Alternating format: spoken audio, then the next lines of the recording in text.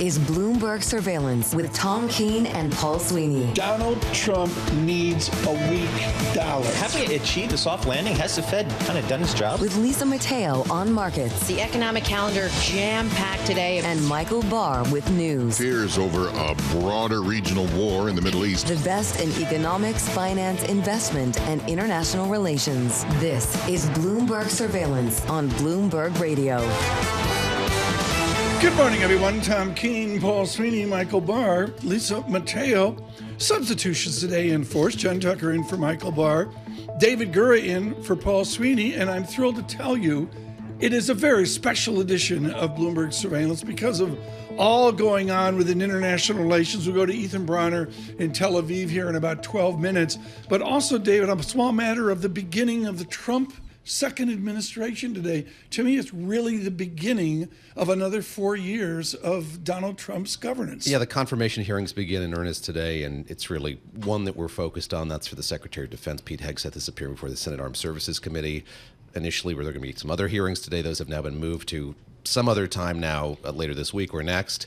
But all eyes will be focused on that. And his is the only nomination, I think it's fair to say, that's somewhat in question here, as there are a number of senators who are expressing some concern about his past comportment and the role that he's played since leaving the Army. Focused on economic data as well. The PPI numbers came in before the important CPI numbers tomorrow. Also, the equity markets, everybody recalibrating as we have plunged. We're down 4, 5, maybe 6%. Everybody readjusting. Stuart Kaiser to be with us here in a moment. Dollar gets a break finally, a little bit weaker dollar, but it's all fractional material right now. And then earnings start tomorrow as well. Let's get right to it from the Interactive Broker Studios, the Bloomberg Business Flash. Here's Lisa Mateo. And we've got futures advancing this morning. This is after a report that Donald Trump's economic team weighing gradual tariff hikes to avert inflation spikes. So right now we have NASDAQ futures up 0.4%, 93 points. Dow futures up 0.2%, 112 points. And S&P futures up 0.3%, or 21 points. The 2-year yield at 4.39%. That's up 1 basis point. The yield on the 10-year, 4.79%, and that's up 1 basis point. To currencies, the Bloomberg Dollar Spot Index, it fell for the first day in 6. Right now, it's down about 0.1%. We have some news from small business optimism reached its highest level since October 2018. Now, on the economic calendar for today, we have the Producer Price Index, 8:30 Wall Street time, and that's followed by December's Consumer Price Index tomorrow. Checking with shares of KB Home, they're on the rise, up about 9%. Its earnings per share, revenue, deliveries for the fourth quarter beat estimates, and that actually has shares of its peers higher too, like D.R. Horton up 2%, and Toll Brothers the same, they're up 2%. And shares of BP, they're down 2% in London, flagged a broadly weaker performance in its fourth quarter. And finally, shares of Nvidia, they're recovering. They're up about 1.5% after weighing on the NASDAQ yesterday. Comes as CEO Jensen Huang heads to China this week. That is a Bloomberg Business Flash. David and Tom. Lisa, thanks so much. We start strong this morning with Stuart Kaiser of Citigroup.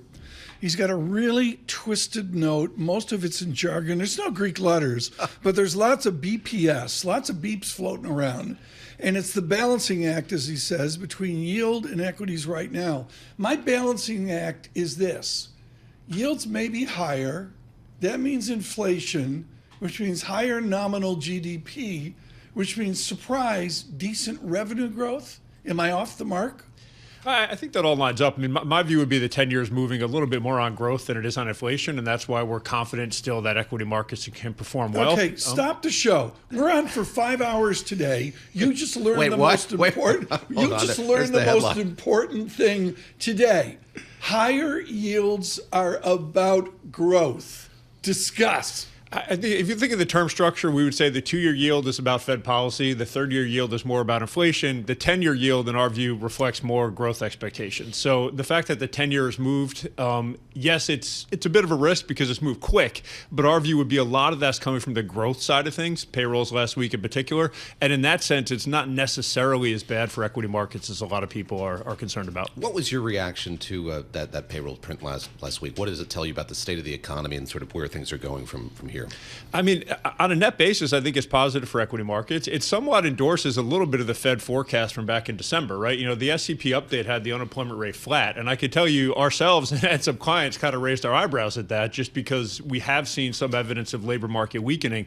So to see that unemployment rate come down, I think was very encouraging. We'll have to see if it gets repeated next month. But I think from an equity investor perspective, you would much rather have strong growth and slightly higher yields than be dealing with a rising unemployment rate and the Fed being forced to cut to try to, prevent a recession. Tom teasing the PPI today, the CPI tomorrow, as you balance the two things, inflation data and labor market data. Which is paramount now? What matters most to you, to investors, and to the Federal Reserve as well? You nailed that. It's early. I think from our perspective, the unemployment rate is probably the single most important data point you're going to get each month because the Fed is so focused on that. I would say if we care about inflation over the next 3 months, it's bad news.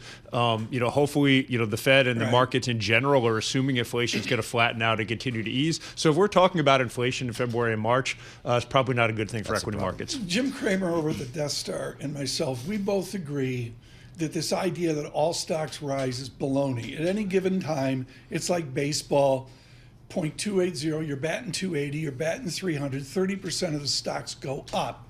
If we get the Kaiser growth, even with higher yields, what narrowness will be the up stocks? A chosen few or a fair amount? I think it's a great question. Obviously, higher growth means stocks should rise in general. But if you're getting those higher yields, it does add kind of a curveball in your analogy into things, which is value stocks tend to do better in that case. And I think we saw that last week. It tends to be a little bit of a headwind for growth stocks, which has been a very popular trade. If you look at since the FOMC in mid-December, value has outperformed growth by about 4 percentage points. So we have started to see the market trading higher yields via these value stocks. The interesting thing last week that we saw was equity markets were down, but what's interesting is the equal weighted S&P outperformed the capitalization weighted S&P. So within large cap, you saw people move down a little bit, but they didn't want to get into small cap. So you're kind of in this weird situation where people want to buy some value stocks because yields are rising, but the uncertainty around the inauguration and stuff like that makes them cautious about going with small cap. So the quick answer to your question would be value and banks are the two areas that people are most focused on as a result of rising yields. Are you worried about breadth and broadening? And I think back the last time I talked to Michael Hartnett at Bank of America, probably 18 months ago, he who christened the Magnificent Seven, and talked then about the need for this to be a broader market. We saw some broadening and now see some narrowing again. Is that of concern to you, that the movement that we're seeing there in the broader market? Not as big a concern for us, I think, as it is for some others. I think if you look historically, you usually get more than 50% of your equity returns come from 10 stocks each quarter. So it's kind of normal for a key theme, a key story, a key sector to be driving a lot of returns.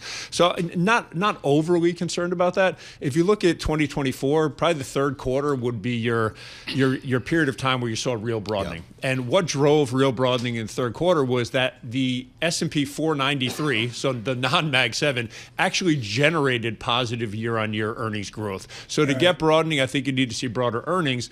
But I'm not necessarily concerned that a small number of stocks that's performing exceptionally well from an earnings, free cash flow, and revenue perspective is driving that.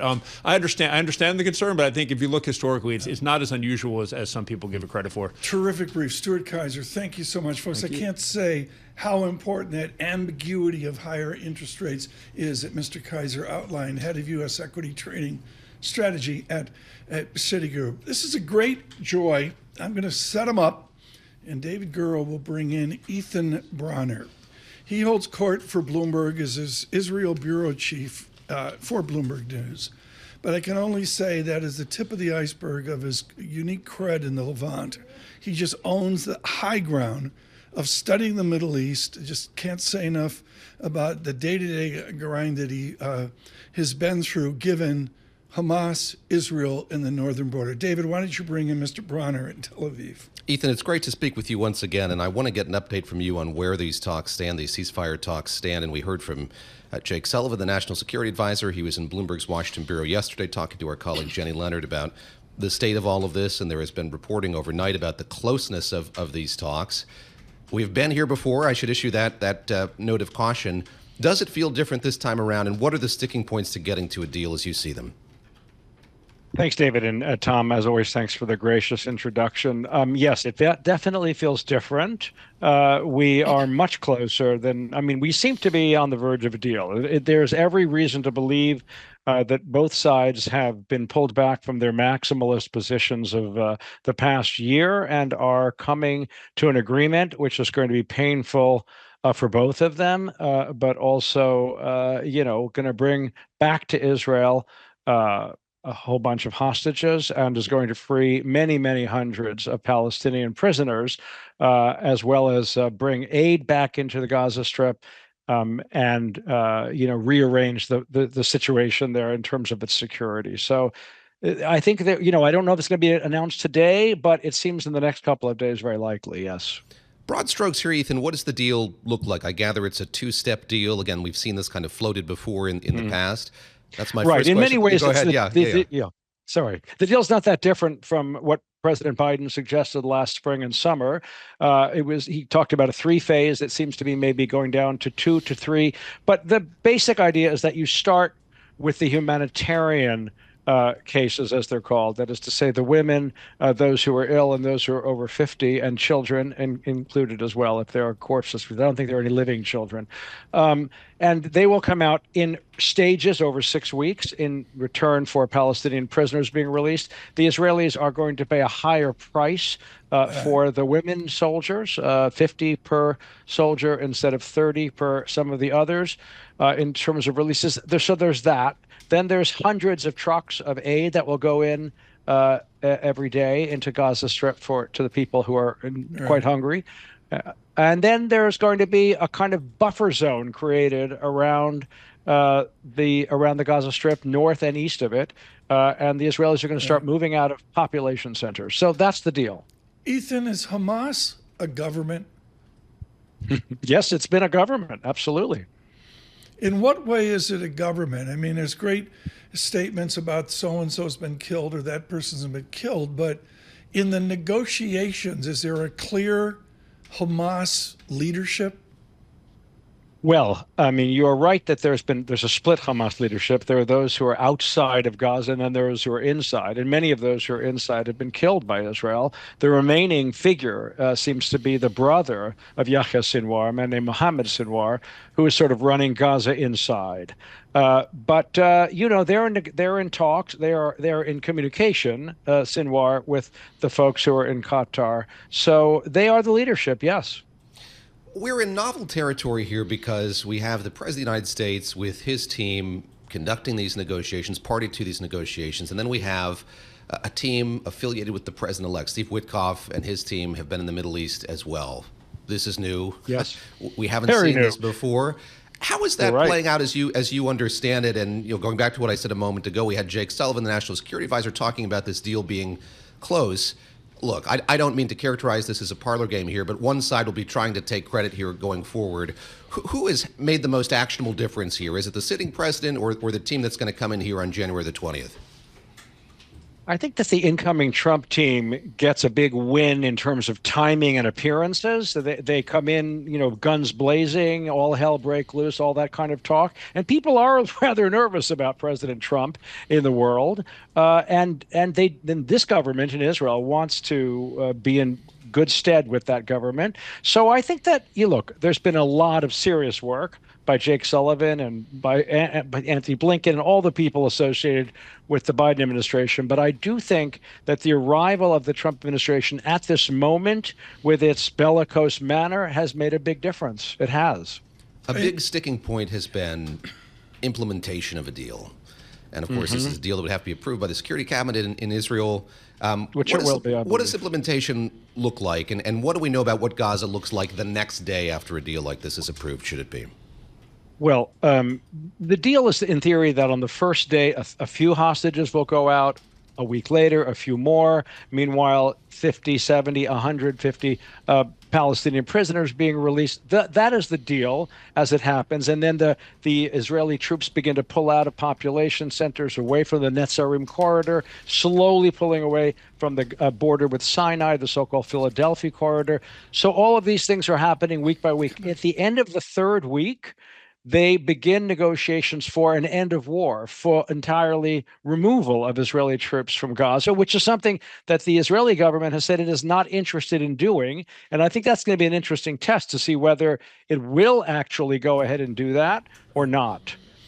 Ethan, thank you so much. Ethan Bronner with us. I learned a lot there. It's because Gura was running the interview. That's why. Ethan Bronner, thank you so much in Tel Aviv. He and I need lunch at the Colony, the American Colony Hotel. Good excuse. And we should go. do a road trip over there. Love that. And I'm sure the president will make a trip at some point.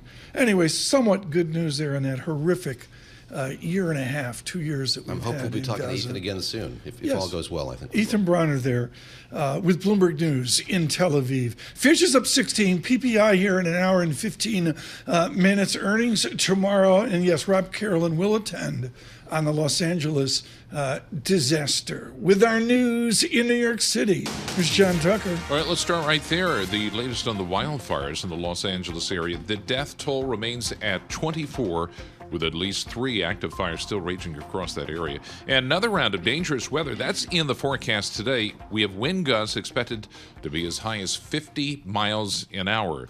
Los Angeles County Deputy Fire Chief Robert Harris says people need to be ready.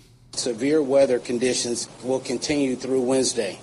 Please be assured that the Los Angeles County Fire Department is prepared, and we are anticipating winds and low humidity and low moisture, which will be a threat to the Los Angeles County area. That's Deputy Fire Chief Robert Harris. He says the threat extends north to Ventura County as well.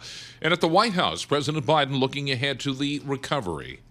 The federal government is going to cover 100% of the cost for the next 180 days for things like firefighter overtime pay, debris removal, temporary shelters. It's going to cost tens of billions of dollars.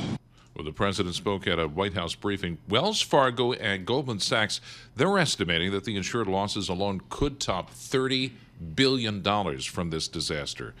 The special counsel, Jack Smith, says President-elect Donald Trump could have been convicted for trying to overturn the 2020 election. That report was released overnight. Well, Elon Musk will continue to have major access to Donald Trump when he takes office. The New York Times is reporting Musk is expected to use office space adjacent to the White House as he launches the Department of Government Efficiency, DOGE. Musk owns companies with worth billions of dollars in contracts with the federal government. Global news 24 hours a day and whenever you want it with Bloomberg News Now. I'm John Tucker, and this is Bloomberg. Tom, David, Lisa. John Tucker, thanks so much. David Gura and Tom Keene with you through the morning into these confirmation hearings today. David, do you expect to see a sharp demarcation between Democratic comment and Republican comment? How do Republicans go against their guy in these hearings? I don't think we're going to see a lot of them going against him very directly. I think there'll be some questions raised about his comportment that he'll have to answer, but I don't think it'll be, an attack on him by any means. I think the more interesting picture here is what the Democrats are going to do, and we know that they've been strategizing over these last few weeks about the tack that they're going to take in this hearing in particular. So this is the Senate Defense Committee, and we've got Senator Elizabeth Warren, for instance, of Massachusetts, who sits on that committee, known to be somebody who is a pointed and sharp questioner of all nominees and also all witnesses at hearings before that committee. The questions that have been raised here about his drinking in the past, Pete Hegseth's drinking in the past, how he ran 2 veterans organizations, both of which kind of were run into the ground under his leadership, and what his qualifications are for this job, which is a serious job, as you know, Tom. Okay, running the Defense Wall Department Street Journal yesterday editorialized. I read every word of the Wall Street Journal editorial, and they said, can anybody ask him, I think Max Boot was doing this as well, can we actually ask about the Pentagon? I mean, I get all the inflammatory stuff and whatever anybody's politics are, et cetera, but it's about running the Pentagon. Running the Pentagon, which is, not to put too fine a point on it, one of the largest employers in the world. You've been lost there 5 or 6 times. I've been lost in the corridors of that building a lot. The late Peter Cook has been lost there for 3 years. And he's been on the employ. But look, I think you raise a good point here, which is kind of lost in the swirl of conversation about Pete Hegseth's background and what he's done and hasn't done, is what he would do in a leadership role there. And this is a serious job, not to sound stupid, but this is an incredibly important job. And I think there will be questions from both sides of the aisle just about his approach to policy and also just managerial questions. One thing to lead a platoon, one thing to host a morning talk show on the Fox News channel, another thing entirely. Or to replace General Austin. Very true. Very true. We'll have to see. We'll give you coverage of this one, but of course we'll be looking at the markets through the entire morning as well. It's a pause today, and the caution, maybe not the gloom, that's too much, but the caution of the last number of days with futures up 14, Nasdaq up a fractional amount as well. The VIX comes in under 20, 19.09. Dollar pulls back finally, ever so slightly. Euro, not 101, stronger euro, 102.43 this morning. Sterling can't get a bid, 121.58. The Chancellor of the Exchequer visible today within the United Kingdom. Yuan's giving me no information. Turkish lira, the rest of EM. Where's Damien? Is Damien showed up for 2025? Yeah, well. Lisa, if he's in my Why? Smart enough. Okay. Lisa, John, David, and Tom, New York. There Damien's on, on South Beach in Miami. I mean, you've been doing a lot of good research, though, on the value of the euro. Tom, you've been keeping us abreast of. It's a litmus paper. It's one of the three major currencies: yen, euro, dollar. Yeah. But you sort of look at them all at once. I learned that from William Klein at the Peterson Institute as well. You've got to stay with us. You've got a busy day today with futures up 14. The VIX 19.08. Out on YouTube, subscribe to Bloomberg Podcasts. Good morning.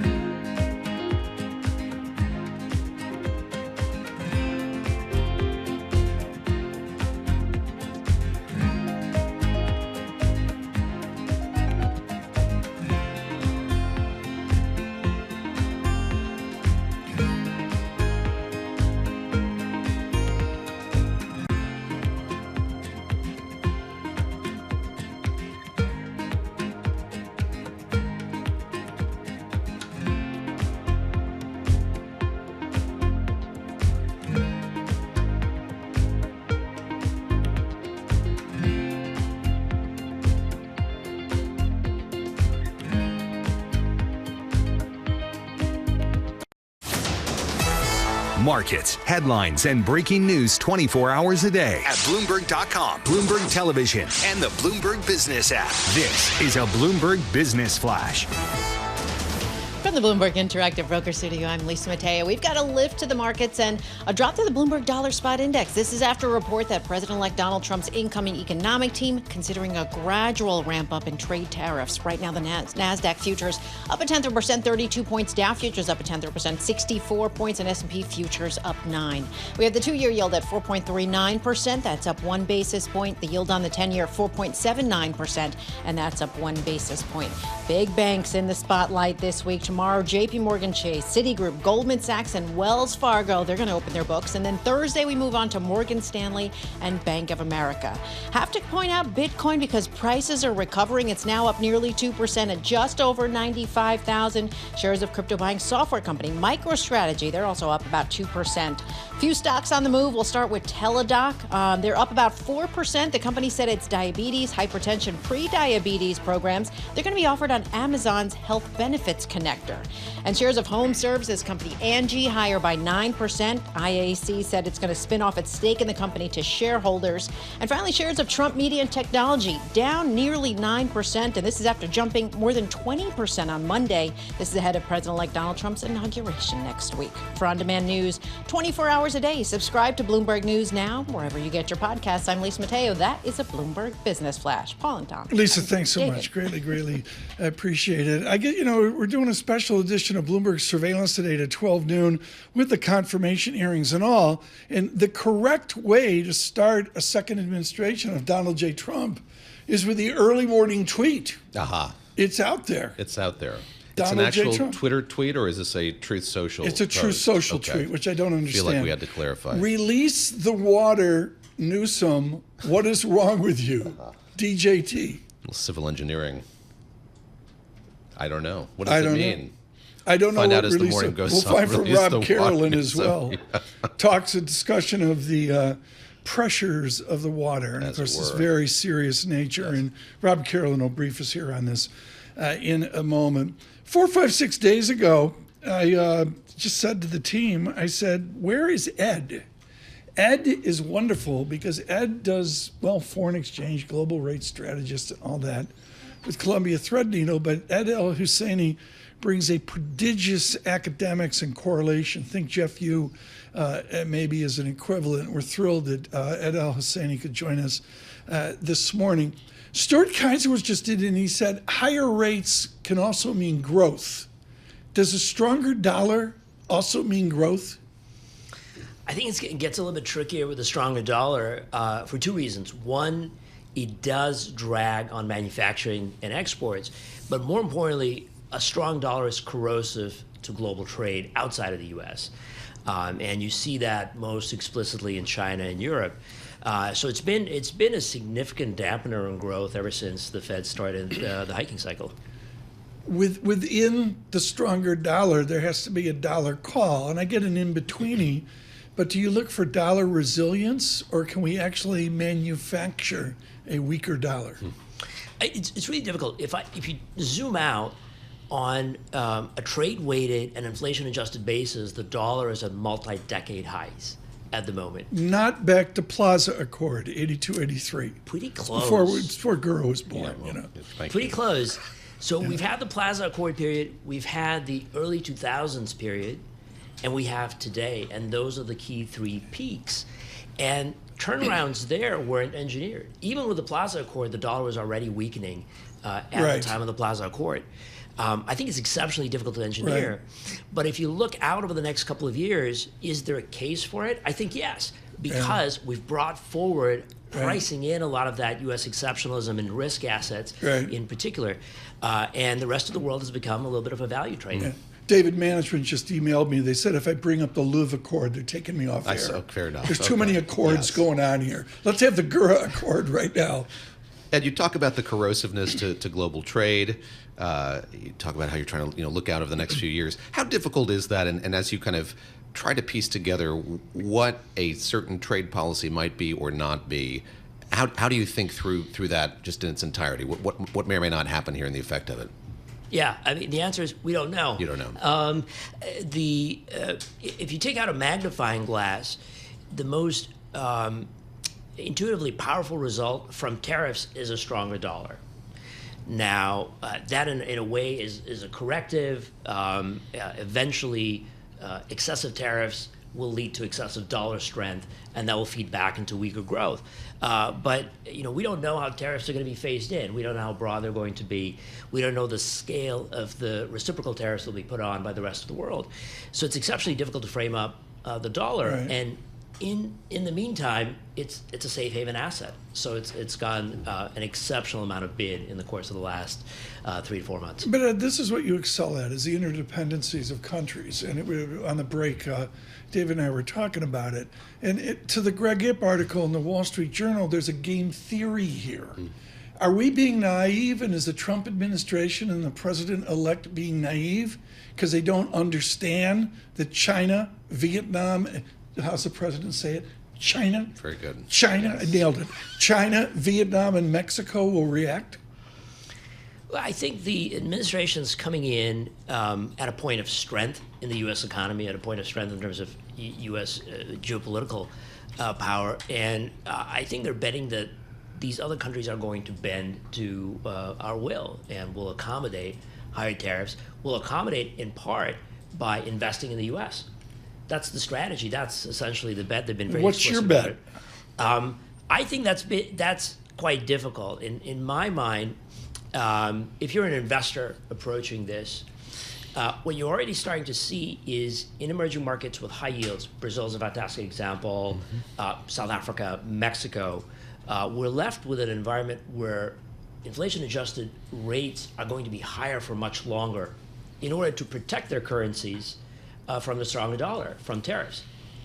As an investor, you have the opportunity to harvest that high yield around the world much more effectively. And that's a change of pace. We were expecting the central banks to be cutting quite aggressively in 24 and 25. Those cutting cycles are now on hold. When you see yields grinding higher such as they have, what's the point at which you think it goes beyond a tantrum to something more? Is it to you something that's potentially worrisome? Is it a return to something that we might consider normal? How are you processing the moves that we've seen over the last few weeks? In terms of U.S. yields, now the 10-year yield up about 120 basis points since the Fed cut in September. I think what's striking to me is how orderly the move has been. Interest rate volatility is still relatively low. Credit spreads have not moved that much. VIX, in terms of measuring and pricing, equity volatility is relatively low, and equities have continued to part higher. So the kind of transmission from rates into risk assets has been exceptionally weak. I expect that to change above a threshold. Where that is, nobody quite knows.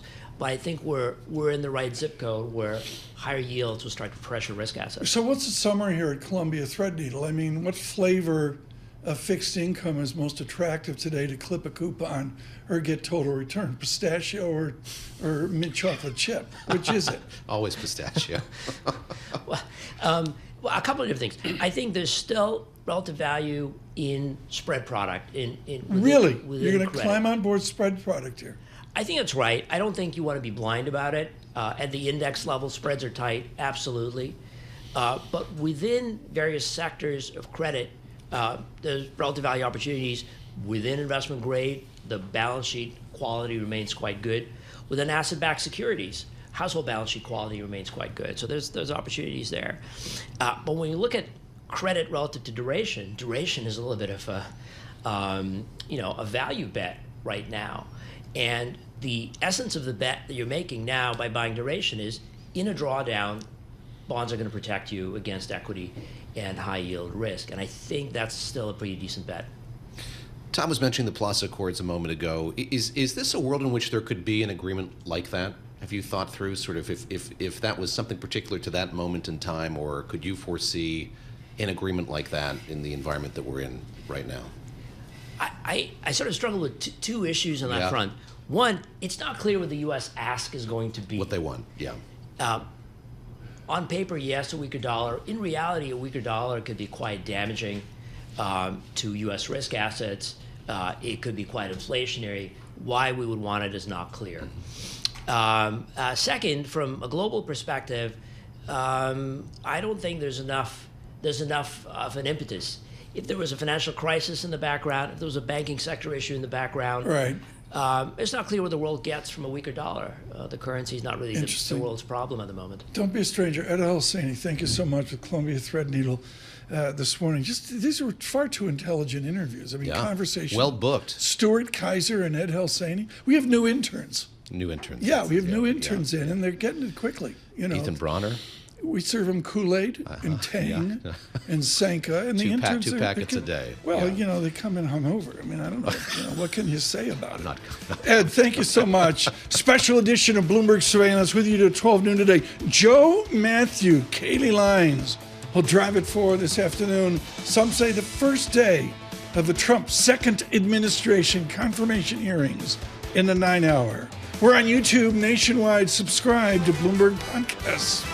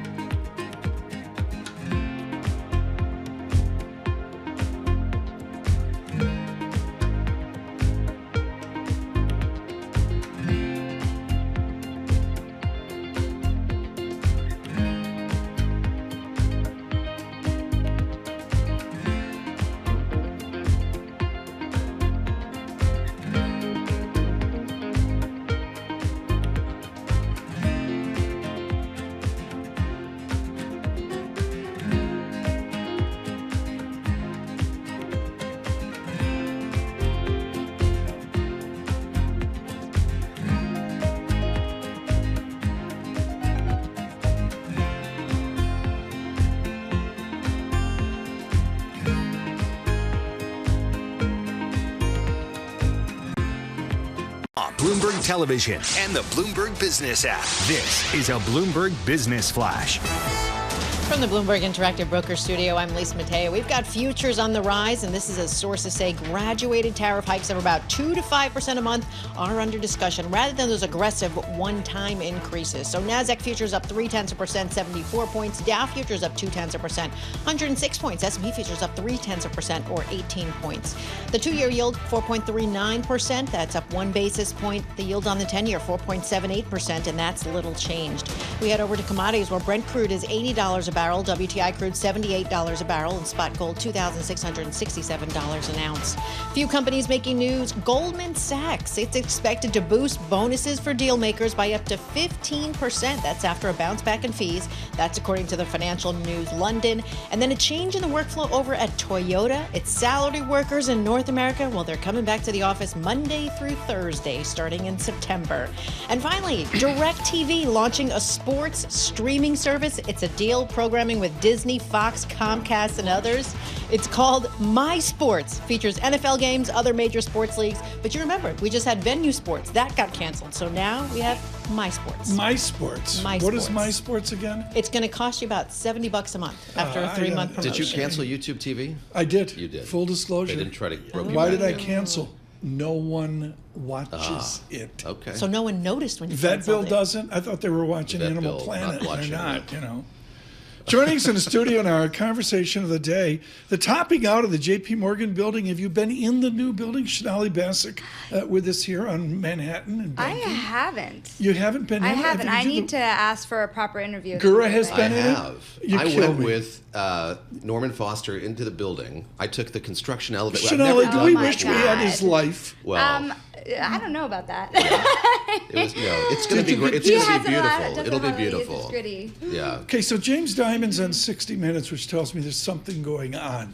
Forget about earnings. I want to talk about the people that you're encyclopedic on. Is this a year of transition within Manhattan banking?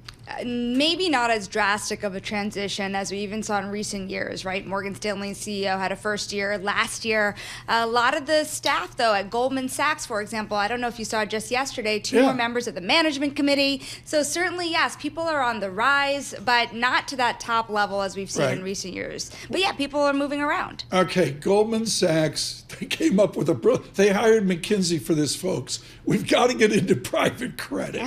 What is Goldman Sachs doing starting a new division of some type? Yeah, it is interesting because their asset management division has been trying to get bigger and bigger into private credit. If you look at that exact base of private assets, they are a top 10 company here in terms of their asset base in private assets. So what's the backstory?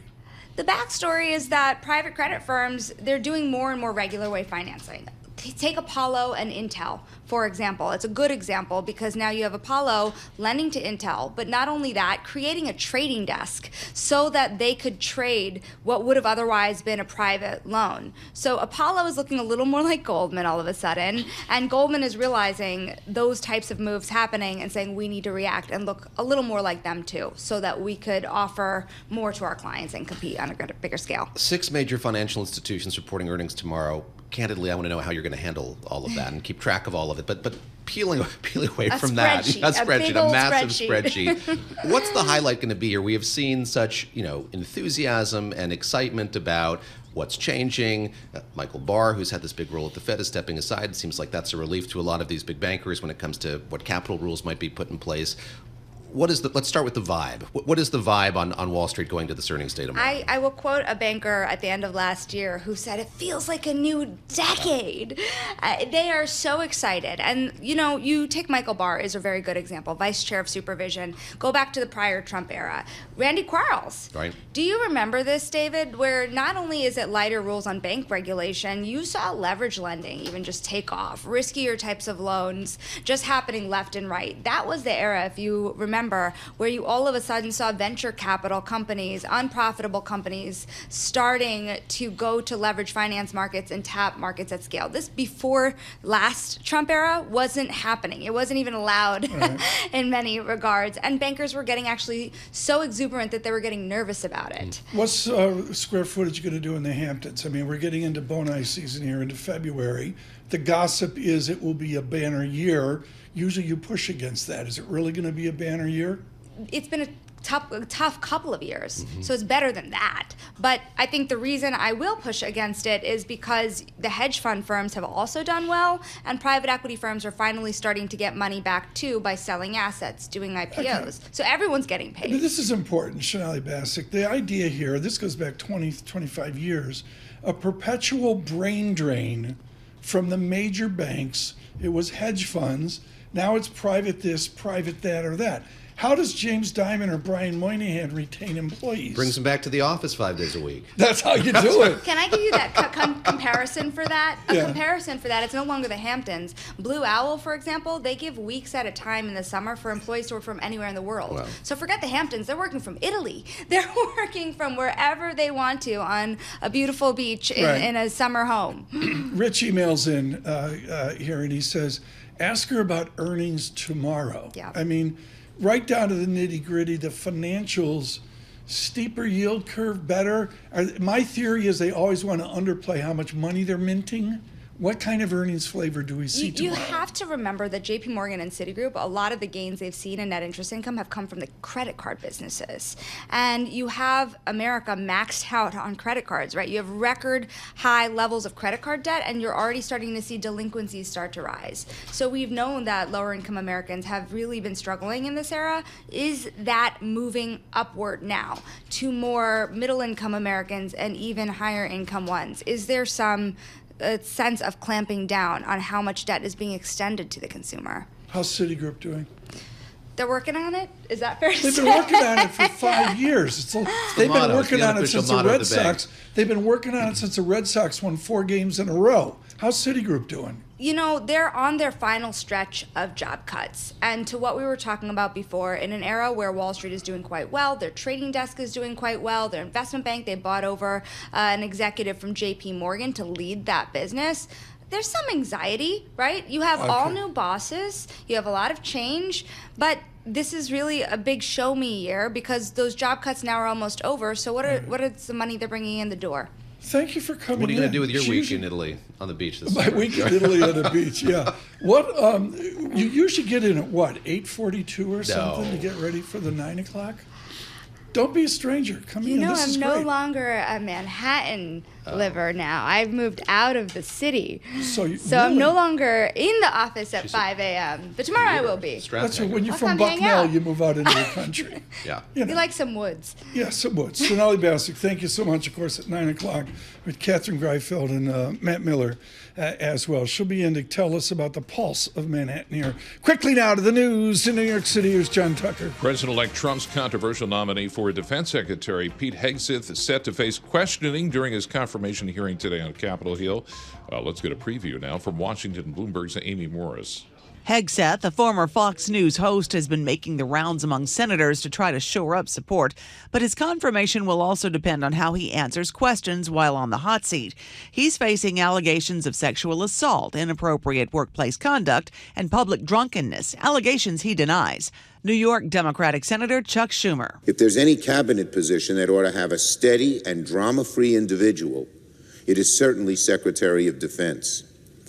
Unfortunately, Mr. Hegseth's background is deeply troubling.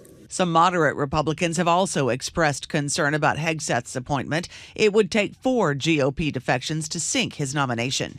In Washington, Amy Morris, Bloomberg Radio. And the death toll remains at 24 from the wildfires that have torn through Los Angeles for nearly a week. Fire crews and weary residents will face even more dangerous fire weather today, with up to 50-mile-an-hour wind gusts expected in L.A. and Ventura counties. L.A. County Fire Captain Sheila Kelleher says they're as ready as they can be. Doesn't look like we're going to get the 100-mile-an-hour winds like we had the hurricane winds, but 60, 70-mile-an-hours can really cause a lot of havoc and extreme fire behavior. People are in position. We're ready to go. And on top of the wildfires, Los Angeles investigating looters and scammers trying to take advantage of the devastation. And, of course, in the Middle East, a possible ceasefire deal between Israel and Hamas, the two sides finalizing the terms, with Hamas officials saying they have accepted a draft agreement. Global news 24 hours a day, whenever you want it, with Bloomberg News Now. I'm John Tucker, and This is Bloomberg. Tom, David. John Tucker, thanks so much. PPI coming up, David. You nailed that before. I know you were briefed all night on that, but PPI, CPI, EIEIO, it's an inflation. It's an inflation snapshot. Yes, not the Fed's favorite. We know, but it could be nonetheless. A surprise. Yeah. This is not a small matter. We'll do that in 45 minutes. PPI as well. A special edition of Bloomberg Surveillance today till 12 noon. Please stay with us from New York City, Bloomberg Radio.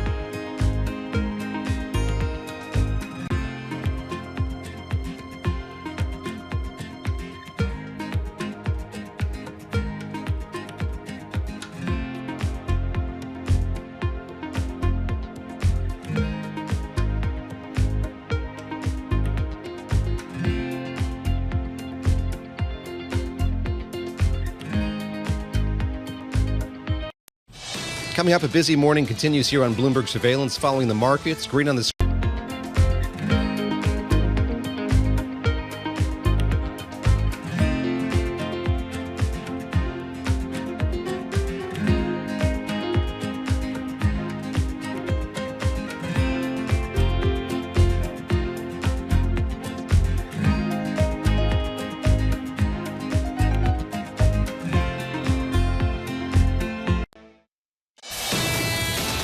Now, a look at the front pages. What's making news around the world? Your daily roundup of today's headlines on Bloomberg Surveillance with Tom Keene, Paul Sweeney, and Lisa Mateo.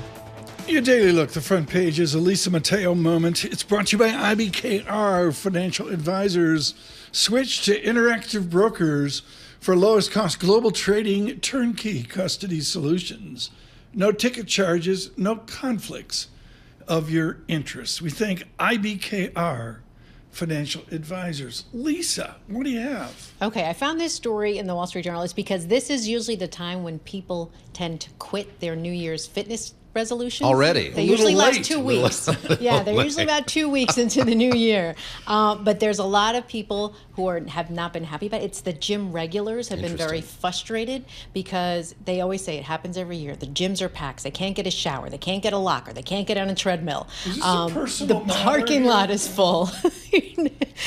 And they said they don't know the gym etiquette. There are certain gym Tom rules. not wiping off the Peloton when he's done Exactly. You riding. have to wipe off the Peloton. What is the done number riding one? it. For those of you that don't know this on radio, I mean, Gura is actually pretty cut and chiseled. I mean, Yeah. you know, he climbs Mount Katahdin. Magic of radio is He climbs is Mount incredible. Katahdin. Good morning, 92.9. He climbs Mount Katahdin every summer. But Lisa, you are the one. What's the number one etiquette that drives you nuts in the He gym? said, I work out from home, but when I do go to the gym, it's the wiping down the equipment you have to do, and also putting back the weights. People just leave them That's there. what drives me nuts. Yes. Seriously. Trip over him. No, They leave the weight, and it's They leave always it around. It's always some guy who's lifting 800 pounds. Hard And for you to pick it up I'm and sitting put it there back. going, I can move this 50 pounds. No problem.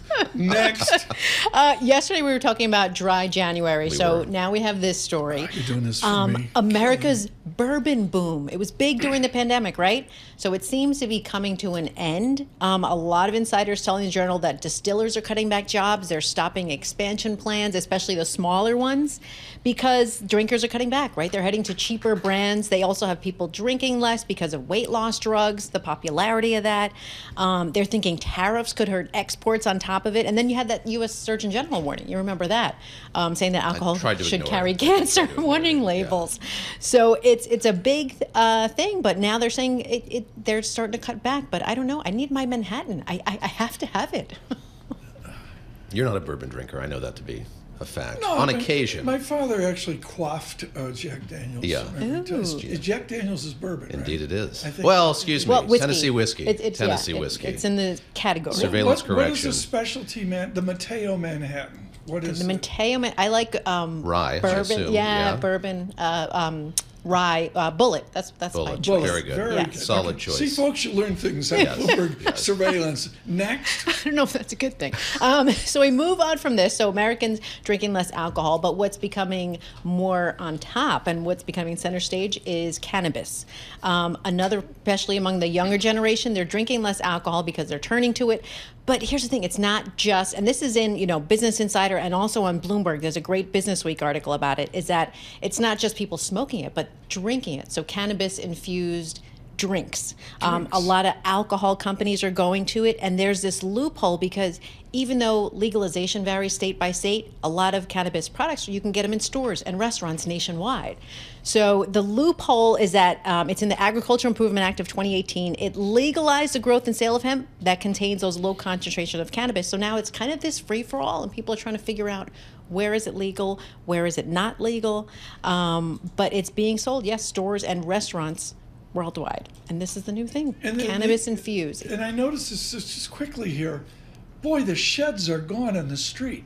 Oh, yes. Restaurants. Yes, here in New York. Maybe they're replaced by cannabis shops. I was talking to a restaurant owner who said they have to build a certain type that the city approves, and it's expensive and it's a pain. Right. But it was kind of a sad moment, in a way, to see those disappear. It was real. Lisa Mateo, thank you so much. This newspaper's Lisa Mateo. It's brought to you by Bullet Rye, your famous rye. You want to give your address Manhattan in case they want to cocktail. mail a card your way? We mentioned Randy Newman yesterday. He put out a single tweet, the great songwriter, I'm okay. Robert Clearmountain is not. The giant Bob Clearmountain, who made Springsteen and Bryan Adams, lost everything, including the Bosendorfer. We played Bob Clearmountain today.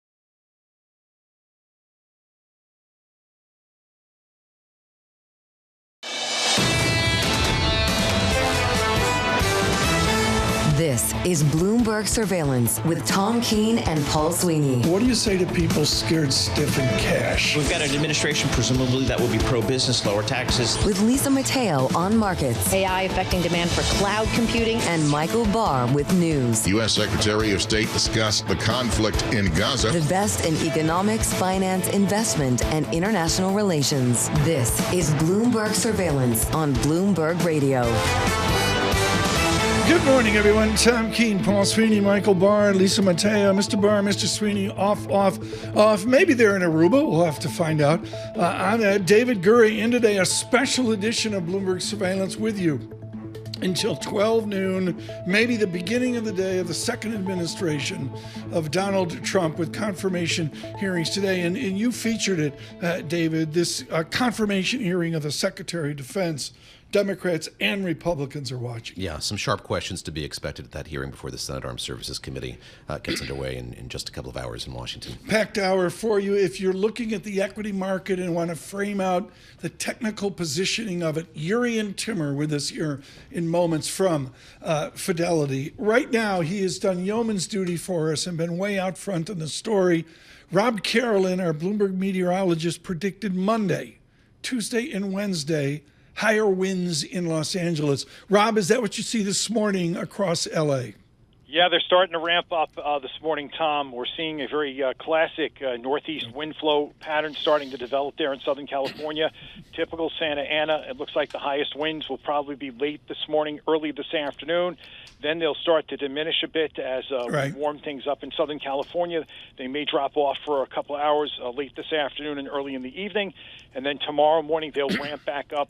It looks like northeast winds at 30 to 40 miles an hour. Probably see some gusts over 65 miles an hour in some of the higher terrain through some of the canyons.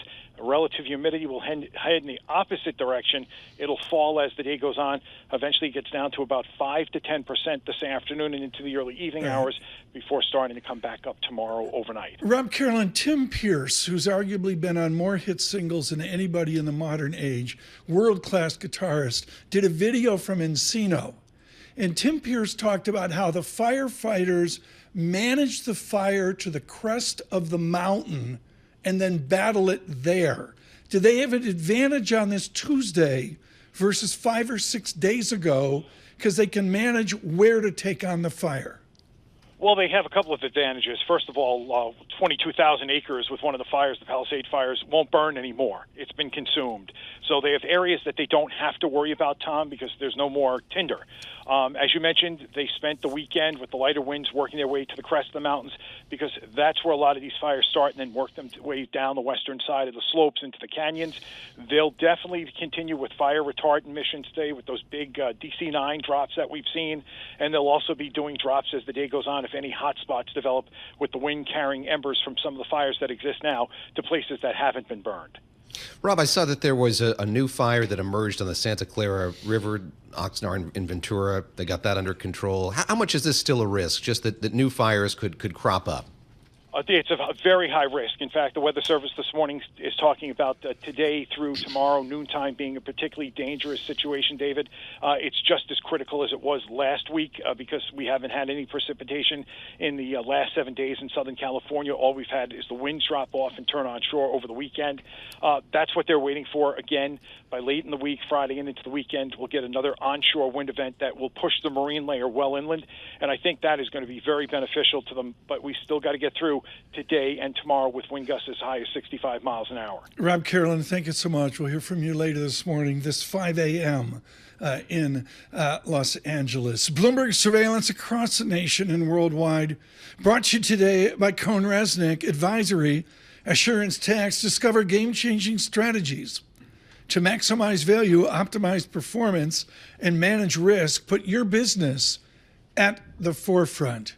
Let's do this. Let's go to Lisa to get the data going here with a weaker dollar this morning. Our Bloomberg Business Flash, the Interactive Broker Studios, Lisa Mateo. Yeah, weaker dollar and futures advancing. This is after the report that Donald Trump's economic team weighing gradual tariff hikes to avert inflation spikes. So we'll start with NASDAQ futures down, up 0.2%, 46 points. Dow futures up 0.1%, 81 points, and S&P futures up 0.2%, or 12 points.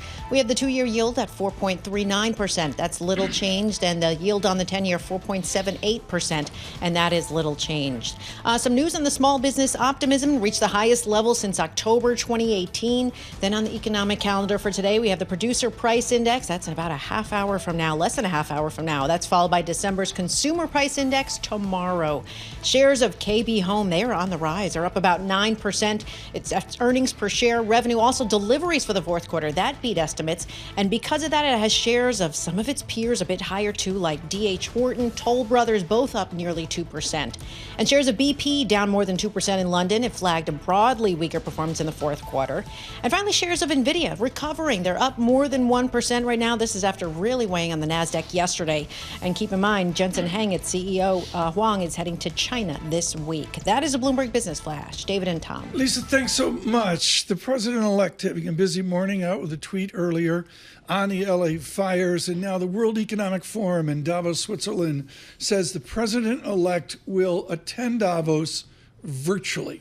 Everybody's doing it. You and I are going to attend virtually as well. We're very virtual here as well. Of course, Bloomberg out with a full contingent in Davos. Look for that coverage here in a bit. But the president will zoom in, I guess, is how you'd put it. And this, people were wondering that it is coincident with his inauguration. Of course, Davos kicks off this year on Martin Luther King Day here in the U.S. Inauguration Day as well. So I presume later in the week we'll hear from the then president speaking to the crowd in Davos. Joining us now from the sunny climes of his Aruba, his Dutch Caribbean, Jurrien Timmer, who grew up in the Caribbean and, of course, iconic at Fidelity Investments. Jurrien, I've got to get to your brilliant work on LinkedIn. Folks, just simply follow Jurrien Timmer on LinkedIn. While the Nifty 50 remains far from valuation extremes, here's where we are. How extreme are we right now, Jurrien Timmer? So the Nifty 50, good morning, by the way, so the top 50 companies, which in years past, decades past, have had occasional unsustainable valuation moves. So the original Nifty 50 in the early 70s, and then, of course, what we used to call the Janus 20 back in the late 90s. And at the peaks, those stocks would trade at 2x the PE of the bottom 450. Today, it is nowhere near there. It's about 25, 30%. But if you take just the Mag 7, of course, which are the booster children of the mega growers, they're trading at about a 38 PE, whereas the bottom 493 in the S&P are trading at about 22. So there we are getting closer to sort of historical extremes. But having said that, you look at the earnings squiggles, and I get them from Bloomberg. You look at those sort of next 12-month numbers, next 24 months number. They are still not only rising, but accelerating. So you get both sequential improvements from one calendar year to the next in the estimates, and those estimates themselves are rising rapidly, more rapidly than the market in general. So until they lose that fundamental support from rising earning estimates, which are known to be a proven driver for future returns, I think these valuations can still be sustained. And David, to me, the Delta announcement, 4 or 5 days ago, was extraordinary. Yeah. How they just blew it out. They just killed it. Jurrien, I look at what I'm going to keep hammering on this morning for the lack of breadth in the market, and I wonder if what's old is new again. Kind of looking back at 2023 parts of 2023, parts of 2024. How much is that weighing on you? Just sort of the increasing narrowness of this market. Yeah, it's a great observation, and I was really taken aback in December by how quickly the breadth in the market sort of evaporated, right? So just to dial the clock back in 2020, so 22 October, we had the cyclical bull market begin. 2023 was a very good year for the S&P, but if you were not in the Mag 7, you were not feeling the joy because there was no participation from anything else, even though the S&P went up, over 20%. Then in late 23, when the Fed pivoted and the Treasury kind of did its debt management, going away from long dated stuff to T-bills, the market really broadened, and throughout most of 2024, 75, 80% of stocks were in uptrends above their 200-day moving average, even though they could could not quite compete with the Mag 7, but you did have a broad market, a bullish broadening. Now we're back to like 50, 55% above their 200-day, and as of 2 days ago, only about a quarter of the stocks were above their 50-day moving average. And so that's not good to see. And it kind of brings us back to the 2023 environment. I hope it changes because the earnings growth is there and it is relatively broad-based. You mentioned the Delta news. That's case in point. And it's not like the other stocks in the S&P are not doing anything. It's just that they can't really light a candle to the Mag 7 because they are so far out in front. A novice like me wants some guidance from a pro like you. How much are you watching the 10-year, and amidst all of the anxiety and agita surrounding it moving toward 5%, how much does that matter? How much is that merely a psychological threshold, or is it something that portends some kind of change in market sentiment and where things are going? It matters a great deal. So when you think about equity valuation, right, discounted cash flow model, you got earnings growth in the numerator, the cost of capital in the denominator, and the numerator is more powerful, right? If you get good earnings growth, the market can withstand changes in interest rates. But a few years ago during COVID, when you look at the Fed model, which compares sort of the PE on bonds, right, the price that investors pay for future coupons, and you compare that to the PE on equities. In 2020, bonds were 91% more expensive than stocks. So it was very low-hanging fruit for the stock market to do well because they had no competition from what we consider the risk-free asset.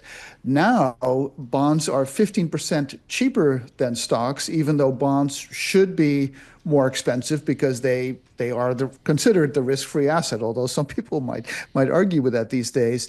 And so as yields rise and bonds have become viable, right? So we're at 4.79%. Tips are in the mid-twos, so you're getting a real yield that is significantly positive. And you have now a positive bonds to stocks correlation. You're at a point now where stocks need to compete with bonds to be that viable, risky asset. And when bond yields go up, let's say 4.5, 5, when they get into that zone, the stock market starts to wobble, which doesn't mean the end of the bull market for stocks, but it interrupts the mojo, as I've been calling it. And we saw that in 2023, obviously 2022, and we're seeing it again today. Quickly, Jurrien, what is the length of this bull market? You've got a wonderful, I'm going to be polite and call it a spiral chart out on LinkedIn that shows a duration of a bull market.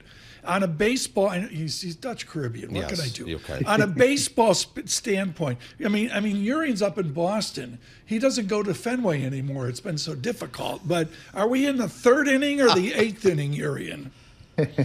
I think we're closer to the seventh or eighth inning. And when you think about the all bull markets over the past 100+ years, the median bull market lasts 30 months and produces a 90% gain. Our bull market is 27 months old and has produced about a 75% price gain. But of course, the median, is the median, and there's wide dispersion. I mean, the 1995 bull market lasted for much, much longer than that. And certainly there are parallels to that with the whole AI theme. But when you go back to periods in time where rates mattered, as we just discussed, the bull markets tend to be more sort of average, and I'm thinking like 1960s, 1980s. So I think we're in later innings, and the momentum of the valuation push, I think, is behind us. Now it's all up to earnings, which are coming through, but now you get these cross currents of the Fed being done and rising rates, and it will occasionally interrupt and slow down this bull. St. Martin, St. Eustatius, I hope I'm pronouncing that right, Saba, you did. Curacao, Bonaire, and Jurrien Timmer this morning, folks, and for those on YouTube who can see the joy, is in Aruba. Jurrien Timmer, is your Dutch Caribbean the same as your childhood? It is a lot busier than it was. But so I was born here in 1962 along with my two brothers. My parents lived here for 3.5 decades. My father was sent here in 1950 for the military service.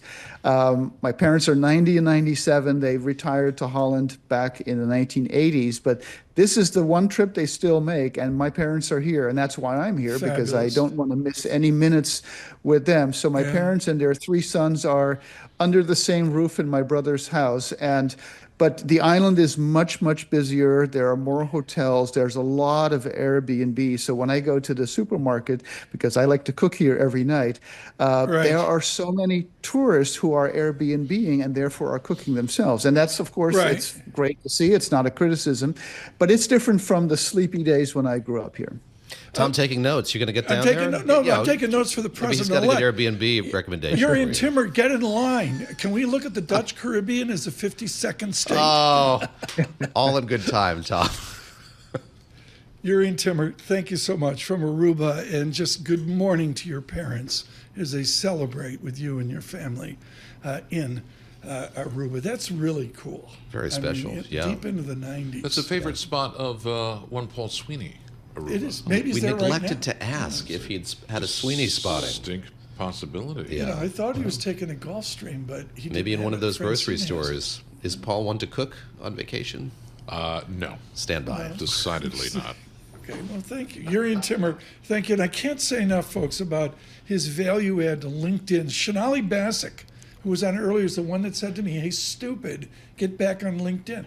Shanali's You're on it. You give him a run for his money. You're active on there. No, he's killing it with Fidelity. It looks great. The charts. It is very value add. No one on the buy side is doing it like Jurrien Timmer. His leadership out on LinkedIn is really, really quite good. Futures up 9.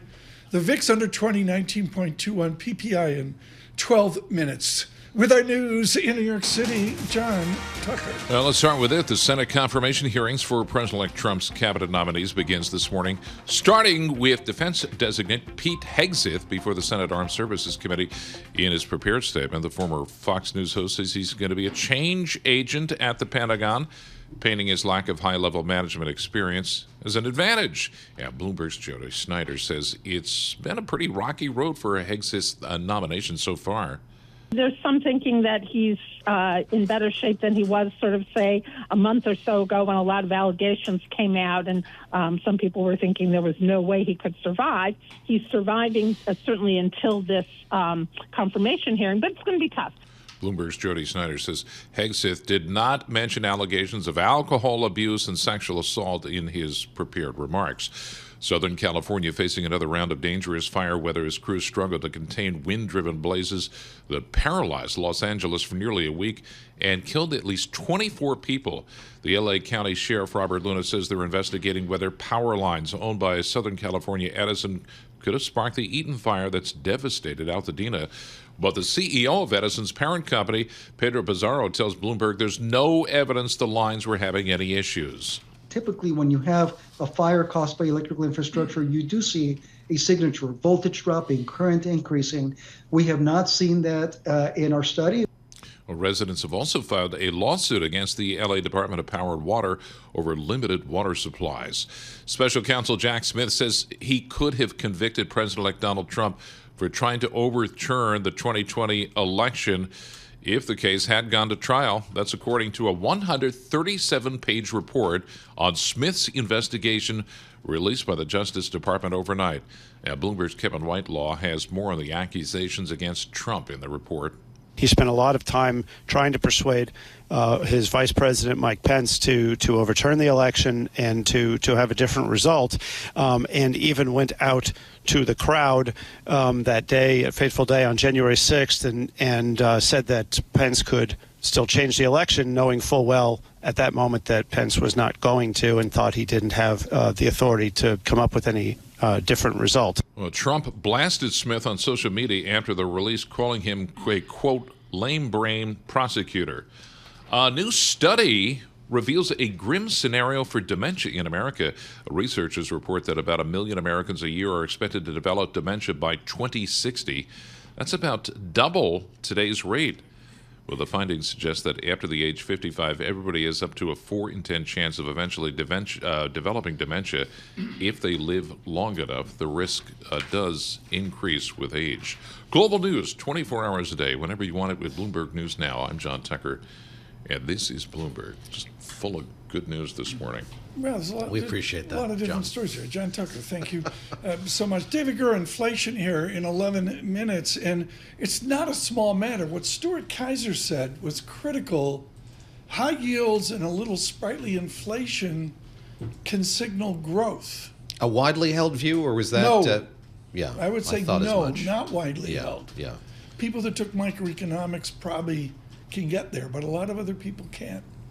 And, you know, to me, it boosts the animal spirit, nominal GDP, and everybody goes to Aruba. When you look at all of these indicators, PPI, explain its importance. I look at the Cleveland inflation number. Good morning, University of Michigan, great economist over at Cleveland. I look at the Cleveland inflation number. I won't explain it now. Jerome Powell looks at the Dallas trim mean. And it's great. Lisa Mateo looks at the Costco trim mean inflation, and it's going higher. It's what it's doing. Please stay with us. Inflation in 9 minutes. This is Bloomberg Surveillance.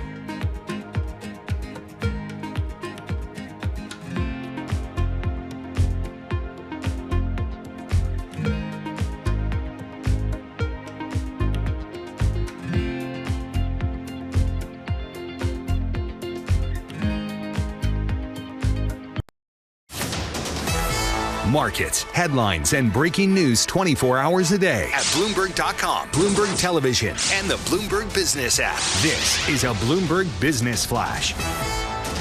And this Bloomberg Business Flash brought to you by Oracle. Attention growing businesses. Oracle offering to cut your current cloud bill in half if you move to Oracle Cloud Infrastructure. For new U.S. customers with minimal financial commitment, offer ends March 31st. See if your company qualifies at oracle.com/Bloomberg.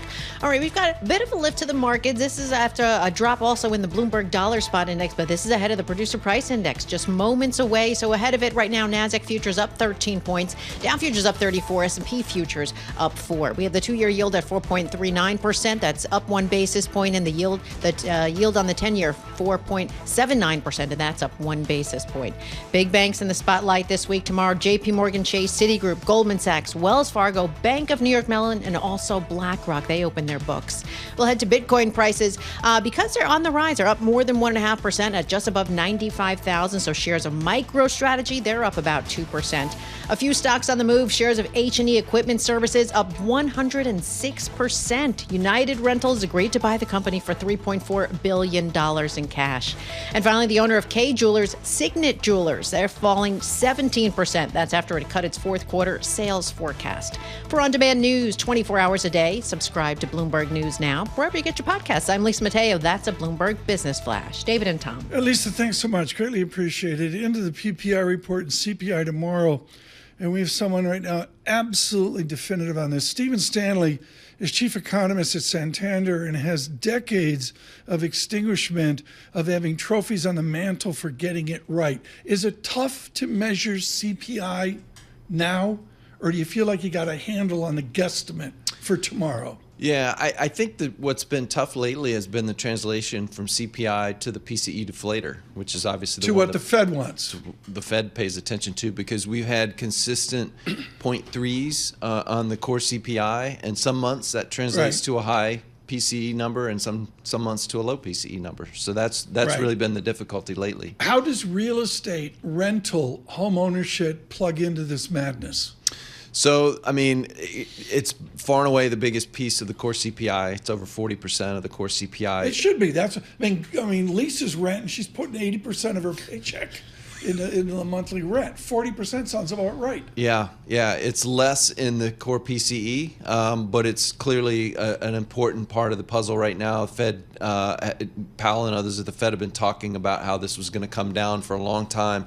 And it really hasn't until last month. We got a low reading, and so we're waiting, I think, to see whether that was a fluke or the beginning of a better trend. As we look ahead to getting these data in just a few minutes and CPI tomorrow, what would be most worrisome for you to see as you look at it on a more granular level?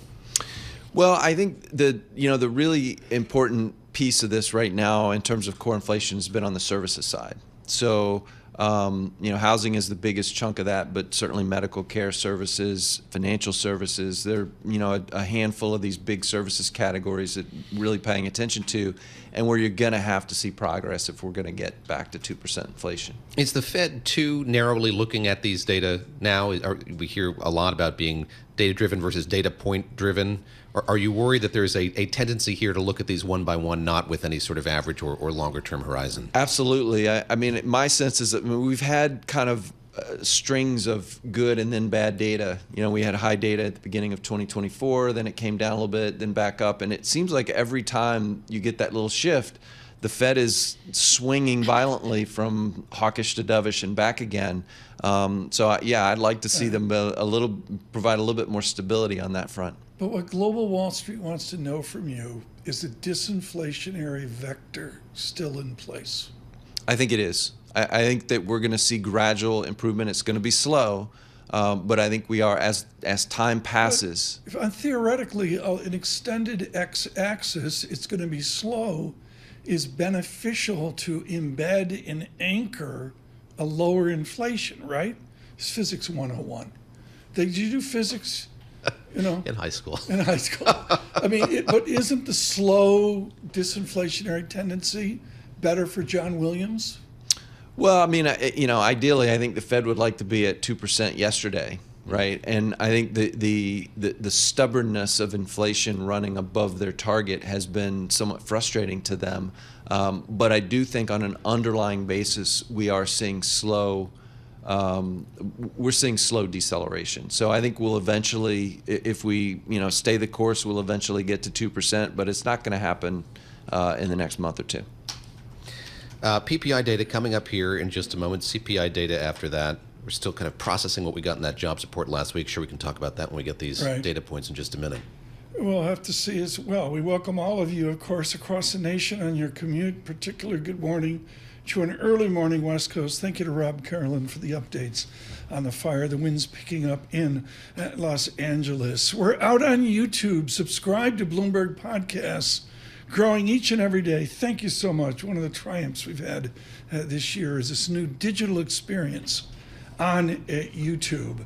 The CPI report is tomorrow, where Stephen Stanley of Santander will join us here as we look to the business inflation, the PPI report. Here is Lisa Mateo. And the numbers just coming in. We'll start with final demand month over month. So the expectation was for 0.4%. Came in at 0.2%. The prior was for 0.4%. Then when you take food and energy out of the picture, the survey was for 0.3%. Came in at 0 right across the board. The previous was for up 0.2%. Now we take it to year over year. Let's do that. It was for 3.5%. Came in at 3.3%. And then you finally take food and energy out of the picture there, and it was for 3.8%. That's what they expected. Came in a little bit lower at 3.5%. Now we get the market reaction, and you see the lift of the markets. NASDAQ futures up 0.8%, 175 points. Dow futures up 0.5%, 251 points. S&P futures up 0.6%, or 40 points. Now we go to the bond market. The 2-year yield, 4.35%, down 2 basis points. You see the difference there. The yield on the 10-year, 4.75%, down 2 basis points. David and Tom. Thank you so much. The analysis here for surveillance worldwide is boom. Stephen Stanley with us as well. Stephen, you're not looking at the data, but across the board, a disinflationary tendency. What happens if we get that tomorrow with CPI? Wow. I think Talk about whiplash. The Fed would be very happy with that. I will say there's the relationship between the PPI and CPI. How can we put it? It's tenuous. And I thought we'd get a lower PPI number today, but I have a high CPI number tomorrow. So I don't think this necessarily should give us a ton of comfort. Okay, so you're going to wait to see what tomorrow's data is. The PPI, for those younger, is not the same structure or model as the PPI we were schooled on years ago, That's right? Yeah. How is it different now? So the BLS has begun, I don't know, it's been about 10 years now, has begun to try to measure service prices at the producer level. So in the old days, the PPI was just only goods prices at the wholesale level. And, some of these things, it's kind of hard to get a read on because, honestly, there is no wholesale market for most services, right? So I think the methodology is quite different. What's important about the PPI now, though, is that for some of those services categories, the BEA uses the PPI data rather than the CPI data to calculate the PCE deflator items. Are you getting all this? I feel like I'm at Secretary Hegseth's Pentagon looking at the alphabet soup. David, save me here.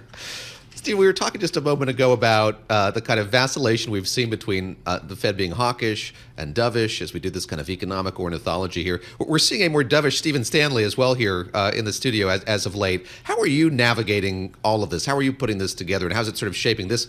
Yes, the inflation data today, but the labor market data we got last week. How's it changed your vantage here on what's going to happen going forward? Yeah, well, as you mentioned, I mean, I've actually been pretty dovish lately, which is a very rare bird. unusual I mean, that's for me. I'm usually the hawk in the room. So I think that the economy is likely to be slower in the near term. And I think the easy explanation for that is that businesses are uncertain. We've got a lot of policy questions to be resolved. And so I think a lot of businesses have probably, even though we've seen business optimism pick up, I think businesses are sitting on the sidelines waiting to see. So I think for me, the first half of 2025 should be the slowest period. And then as we get certainty on policy, I think things start to pick up again.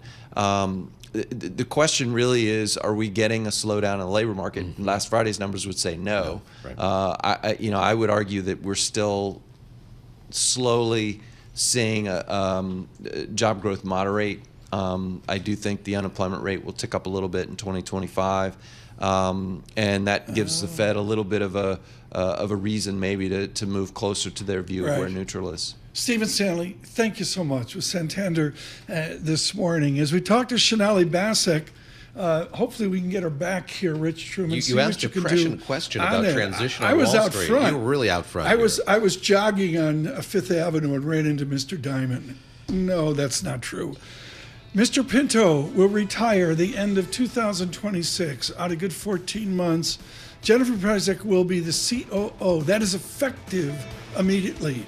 Management change at JP Morgan. Please stay with us. David Gura and Tom Keene out on YouTube, an extended edition today to 12 noon from New York City. This is Bloomberg.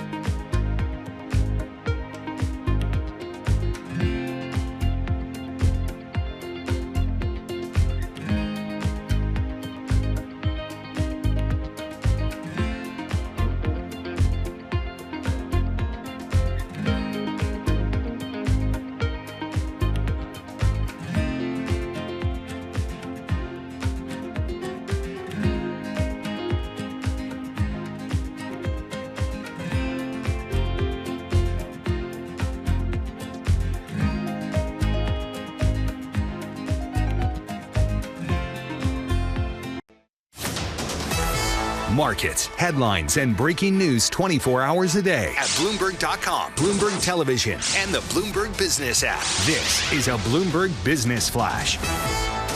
From the Bloomberg Interactive Broker Studio, I'm Lisa Mateo. We've got futures on the rise, and this is after the first of two readings on December inflation this week was a downside surprise. The producer price index for December rose 0.2% month over month. 0.4 was expected. Year over year, the forecast was 3.5%, came in at 3.3%. So we have NASDAQ futures up 0.6%, 130 points. Dow futures up 0.3%, 163 points. And S&P futures up 0.4%, or 28 points. Yields, they were in the rise now. Little change. We have the 2-year yield at 4.38% and the 10-year yield at 4.78%. Over to commodities. Brent crude $80 a barrel. WTI crude $78 a barrel. We have the Bloomberg Dollar Spot Index down 0.1%. Few companies making news. We'll start with Merck. It expects to launch an easier-to-administer version of its cancer treatment, Keytruda. That's before the end of the year. And then Apple's iPhone sales, well, they fell about 5% globally in the final quarter of last year. That was due to fewer upgrades, but also competition in China. That's according to Counterpoint Research data. And finally, Elon Musk's social media empire could be expanding. Sources are saying Chinese officials are thinking about having X take control of TikTok US if the app is banned. That is a Bloomberg Business Flash. David and Tom. Lisa, thank you very much. David Gura here with Tom Keene on Bloomberg Surveillance on a very busy morning, both here in New York and in Washington, D.C. as well. As we mentioned, confirmation hearing is getting underway today. Pete Hegseth, President-elect's nominee to be Defense Secretary before the Senate Armed Services Committee.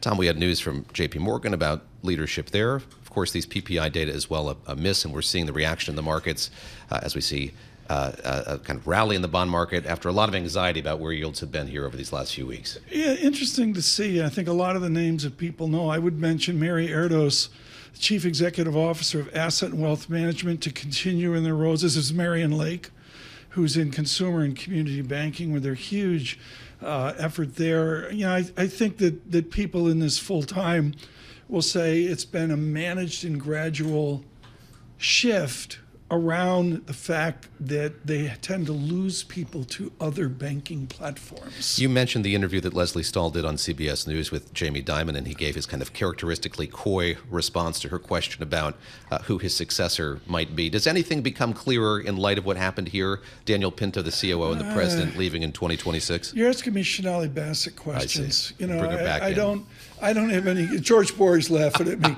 Tom, you know. It's so, folks, this is difficult stuff in terms of the success, the relative performance of J.P. Morgan.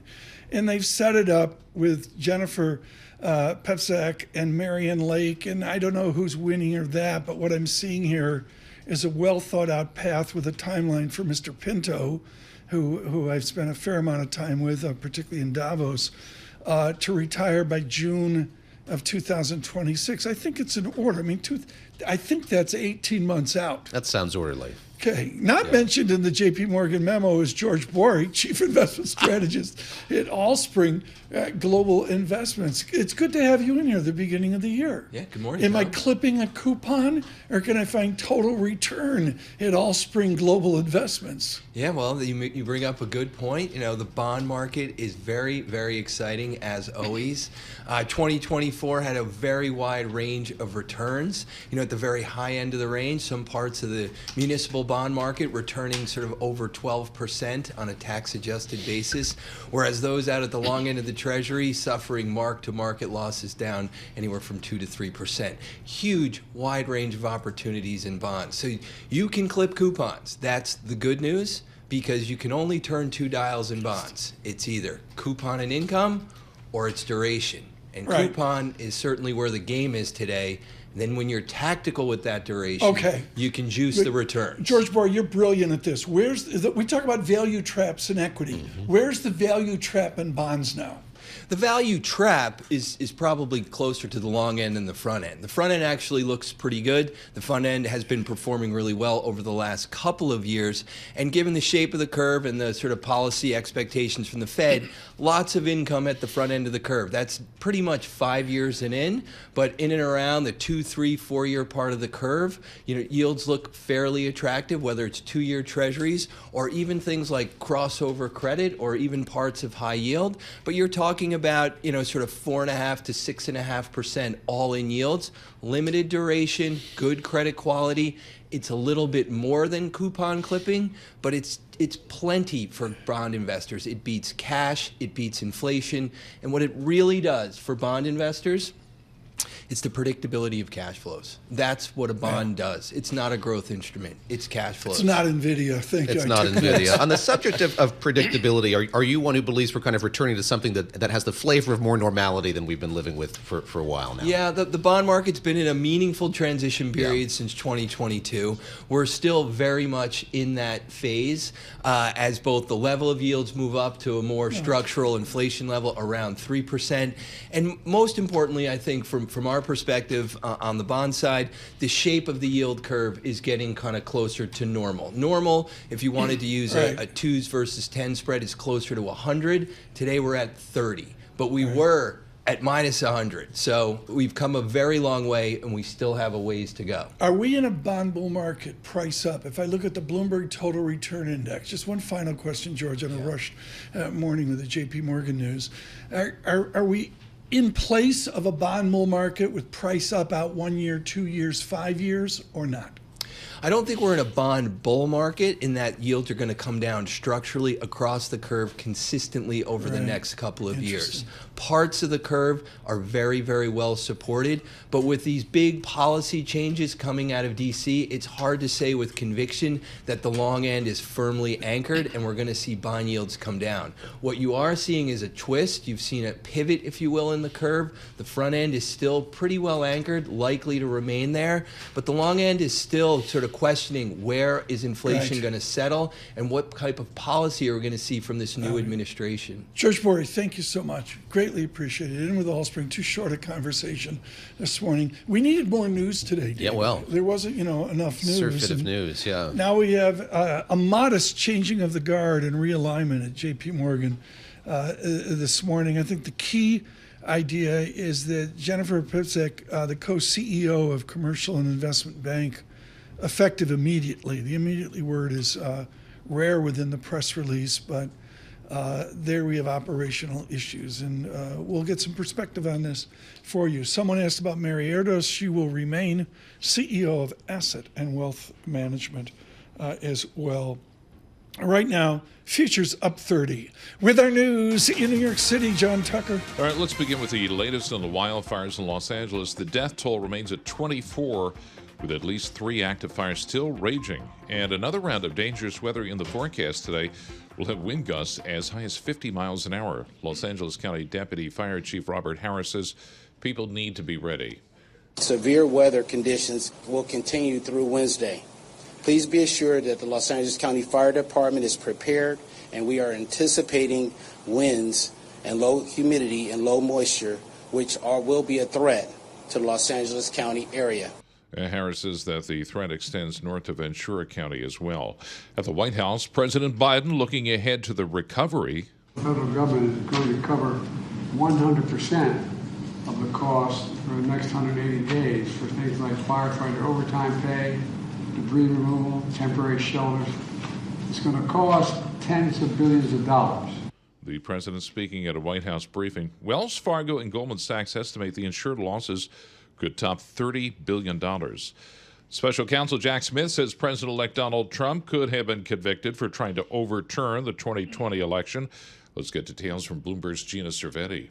The DOJ released Smith's 137-page report after a week of legal wrangling over whether the document could be made public. Trump's team had made emergency requests to federal courts to block it from being released. Had they succeeded, the new administration could have buried it for good. The report details Trump's efforts to pressure Vice President Mike Pence to reject congressional certification of the 2020 election, including a deadly attack on the U.S. Capitol on January 6, 2021. The report also highlights Trump's refusal to help stop the riot and his continued support for those who attacked the Capitol, which Smith sees as further evidence of Trump's guilt. Trump and his allies have long railed against Smith's investigation and findings, saying they represent a baseless political attack. Gina Cervetti, Bloomberg Radio. Access to Donald Trump when he takes office. The New York Times reports Musk is expected to use office space adjacent to the White House as he launches the Department of Government Efficiency. Musk owns companies with billions of dollars in contracts with the federal government.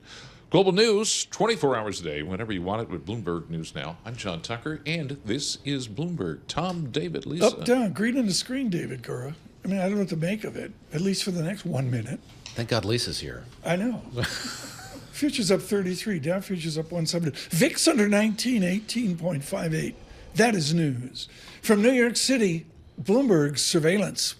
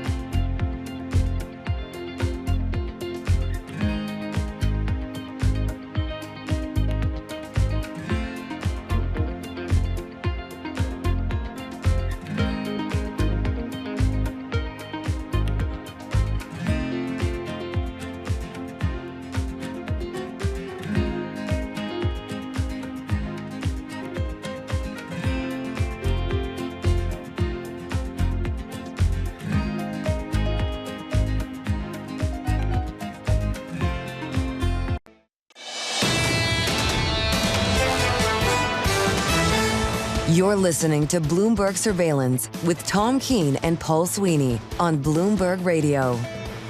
Good morning, everyone. Tom Keene and Paul Sweeney. Mr. Sweeney on assignment. David Gura in today. A special edition of Bloomberg Surveillance. We're going to go to 12 noon. Joe Matthew will pick it up with Kaylee Lines. And really, to me, the first day of the second administration of President Trump with the confirmation hearings today. We'll really put more of a focus on that after 10 a.m., but it's really going to begin at 9 a.m. David, I'm looking up at our wall of TV screens. I don't see smoke-filled rooms in the No, the Senate cigars have not yet been lit. We're not there. Right now, Eric Balchunas the other day on ETFs, we had such a huge response that we said more. Emily Grafeo joins now from Bloomberg News. I'm going to go back to an article you did in December, which is the marketing of this stuff. Everybody since time began is like, what can we sell? What can move? But now the newness of it and the pressure is the idea of a one-year rollout to bring in conservative money. It's gone. It's got to be done. It's got to be successful right away. What happens to ETFs that fail? They close down. And we actually saw a large number of that in 2024. So we saw a record number of funds launching, over 700. But we also saw a near record number of funds closing. Like what kind of funds? Pretty much, I mean, everything out there. But it's typically a thematic fund that is just launched at the wrong time. There were a number of cannabis funds that launched. The cannabis funds shut down. They shut down. A lot of international funds shut down. The Boston Red Sox ETF shut down. As discussed. That one. And then a lot of ESG funds shut down as well. So if you can't gather enough assets, the obstacle really is that you can't then get on a trading platform that financial advisors will go on to purchase the ETF. And if you can't get that shelf space, essentially, you can't sell the ETF, you can't scale. What is the barrier to entry? Tom joking yesterday about starting his triple leveraged all cash fund ETF it's in registration. Version. Sullivan in registration, Cromwell, yes. they're S&C, being slow. Well, they want to make sure it's on the up and up. But how long does it take? What's the barrier to entry here for a new fund? I think it's hard for people to grasp because they see entrepreneurs coming out and launching an ETF, and it's actually pretty easy to launch. So it's not the barrier to entry because nowadays you can work with something called a white label issuer. So you don't have to be a BlackRock. You can just be David Gura or Tom Keene and work with a third party and launch the ETF. But the barriers to success are what is difficult. We don't really have the exact number, but a lot of people tell the ETF team here at Bloomberg that you need $250,000 and you need a track record of at least 6 months, 3 months, maybe even 500 million in assets to actually get onto a But then you have to platform. get the distribution. Yes, so That's it's the about key that thing. distribution, and you need a high enough number to actually get the shelf space to distribute the ETF. Leverage is in right now, right? I mean, leverage is just simply in because we've had a correction. Good for your fund. Since it's Nixon, good for your all since cash UVA fund. basketball actually won 3 games in a row. Yeah. I mean, leverage is the all in all now, right? Yeah, we're seeing 2024 over 66 options-based ETFs launched, which was a record number. And we also saw a number of 2x single stocks ETFs launch. NVDL, I think that's Tom's favorite. Yeah. Goes 2x NVIDIA on a daily basis. That grew to like 6 billion, a peak of 6 billion. And it started 2024, and it only had like 500 million in assets. In the minute that we have left here, what you and Katie described, and there's Katie Greif, of course, described in this piece, what does that say about where we are in the evolution, the lifespan of this industry? Still pretty nascent. The fact that we're seeing these funds shutter, what does it tell you about where we are in its evolution? I think we're starting to plateau a bit in terms of startup entrepreneurs who can become successful. Right. Because now we're even seeing the big ETF issuers, BlackRock, launching leveraged ETFs. So as maybe in prior years that was something that just a startup issuer did, now even those big guys are getting in on the leverage space. Been there, done that on this. Can I ask one final question? Thank God there's only 20 seconds left. What in God's name happened to UVA basketball? They're 8-8. They lost their coach. That's how the season began with the coach. And what happened there? He just left. He left. It was almost in protest of the NIL. Oh, I see. Okay. The what? Laws, it's a principle. The name. And players can make money now. Yeah. He didn't like how it was structured, and he said he couldn't work like that, so he left. Emily Grafeo, thank you so much. Songs from Bob Clearmountain. He had a difficult fire in Los Angeles in honor of Bob Clearmountain.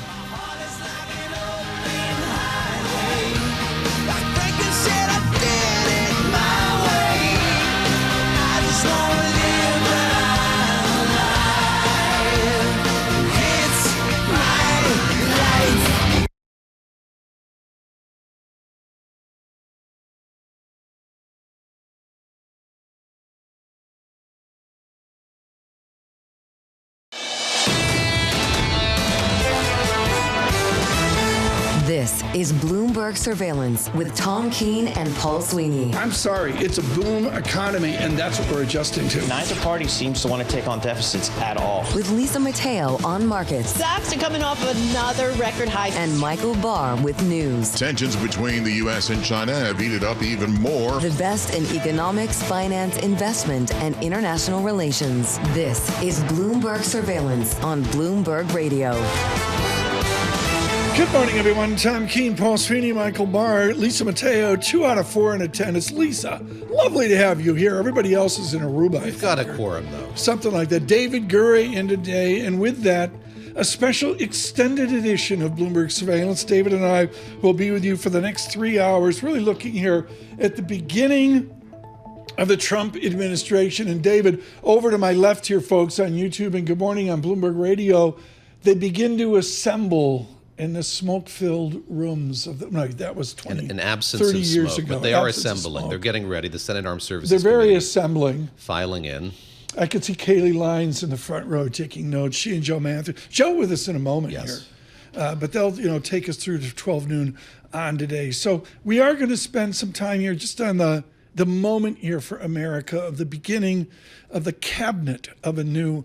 Are they team of rivals? Can you go there? I would not call it that. They're not team of rivals. Team of allies. Team of allies. We'll talk to Joe about that here in a moment. Futures up 19 all over the base. PPI with a disinflationary tendency, actually making, of course, according to Stephen Stanley, CPI tomorrow even more interesting. Srinatarajan to join us here in 18 minutes on the changing of the guard at JP Morgan. From the Interactive Broker Studios, our Bloomberg Business Flash, Lisa Mateo.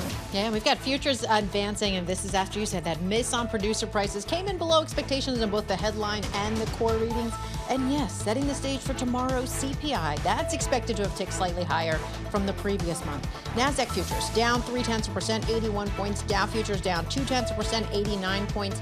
S&P futures down up 0.2%, or 17 points. We have the 2-year yield, 4.38%. That's little change, and the yield on the 10-year, 4.79%, and that's up 1 basis point. Big banks in the spotlight this week. Tomorrow we have JP Morgan Chase, Citigroup, Goldman Sachs, Wells Fargo, among some of them who will open their books. And speaking of banks, we have a change in executive leadership. JP Morgan, its CEO Daniel Pinto is going to retire at the end of 2026 after more than 4 decades with the bank, and he'll be replaced by Jennifer Pepsack effective immediately. She's going to work with Pinto over the next few months. To currencies now, the Bloomberg Dollar Spot Index, well, that fell for the first day in 6. Right now we have it down about 0.1%. And shares of NVIDIA, they're recovering. They're up nearly 2% after weighing on the NASDAQ yesterday.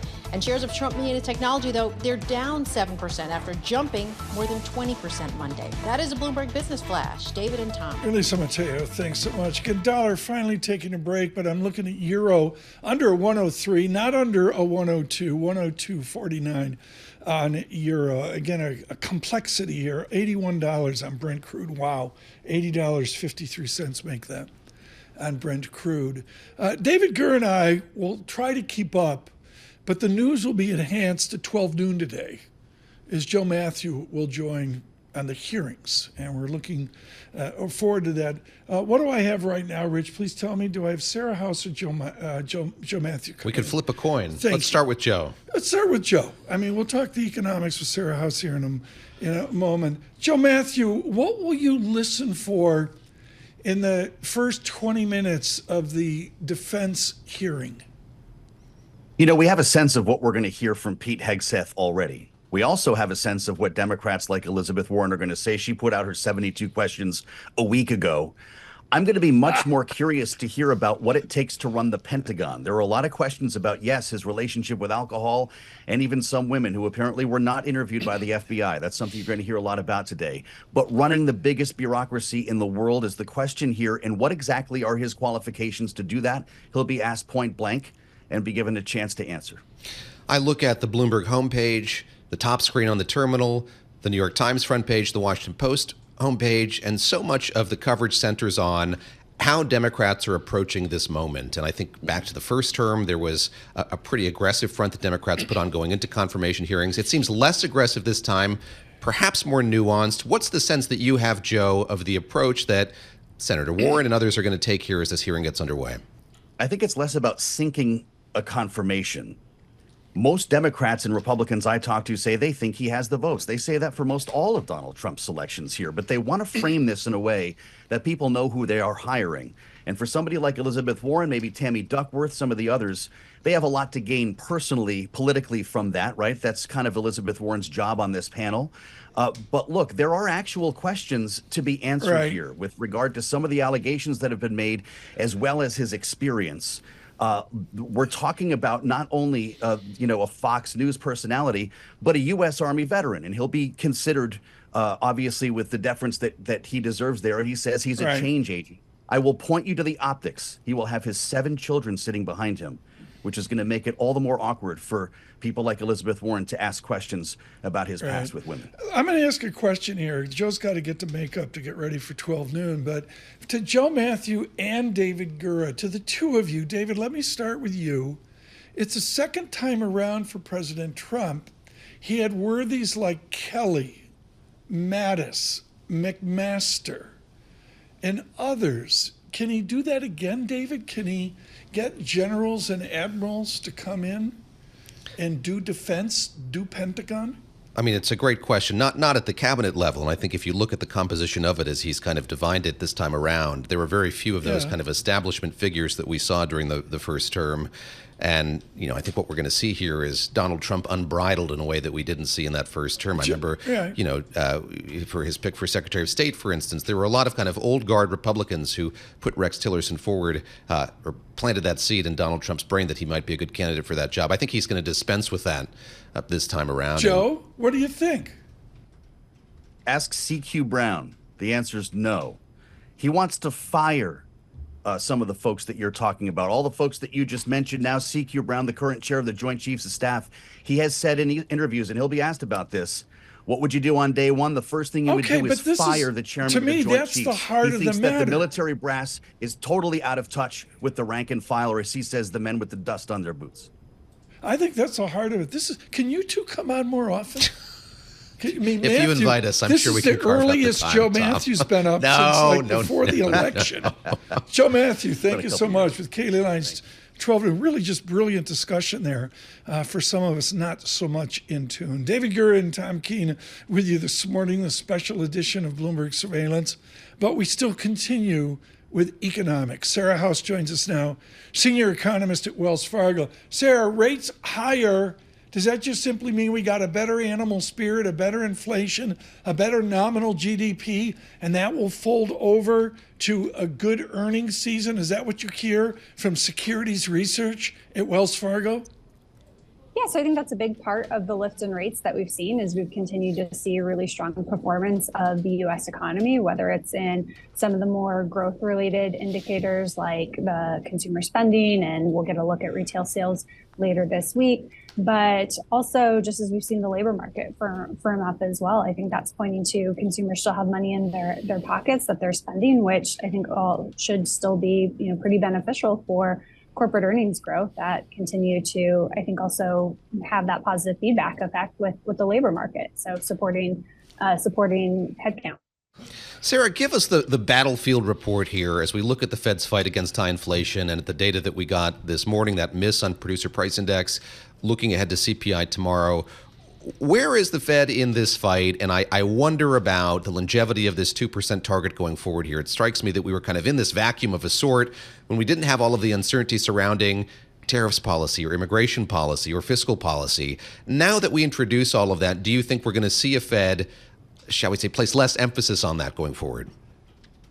Yeah, so I think this is the hardest part of the inflation fight. So early on, we had, I think, some pretty low-hanging fruit when we think about unwinding supply chains, just some normalization in commodity prices after the Russian invasion of Ukraine. But this is the harder part where we're still seeing pretty good growth, as we talked about. Right. But that doesn't leave a lot of incentive for firms to really pare back in terms at the rate of which they're increasing prices. And I think they've relearned that you can increase price without losing volume in any material way. And so I think that does make it a pretty difficult position for the Fed. And ultimately, this inflation fight is not over. Sarah House, I've got to ask here, we're deep after PPI, 40 minutes on.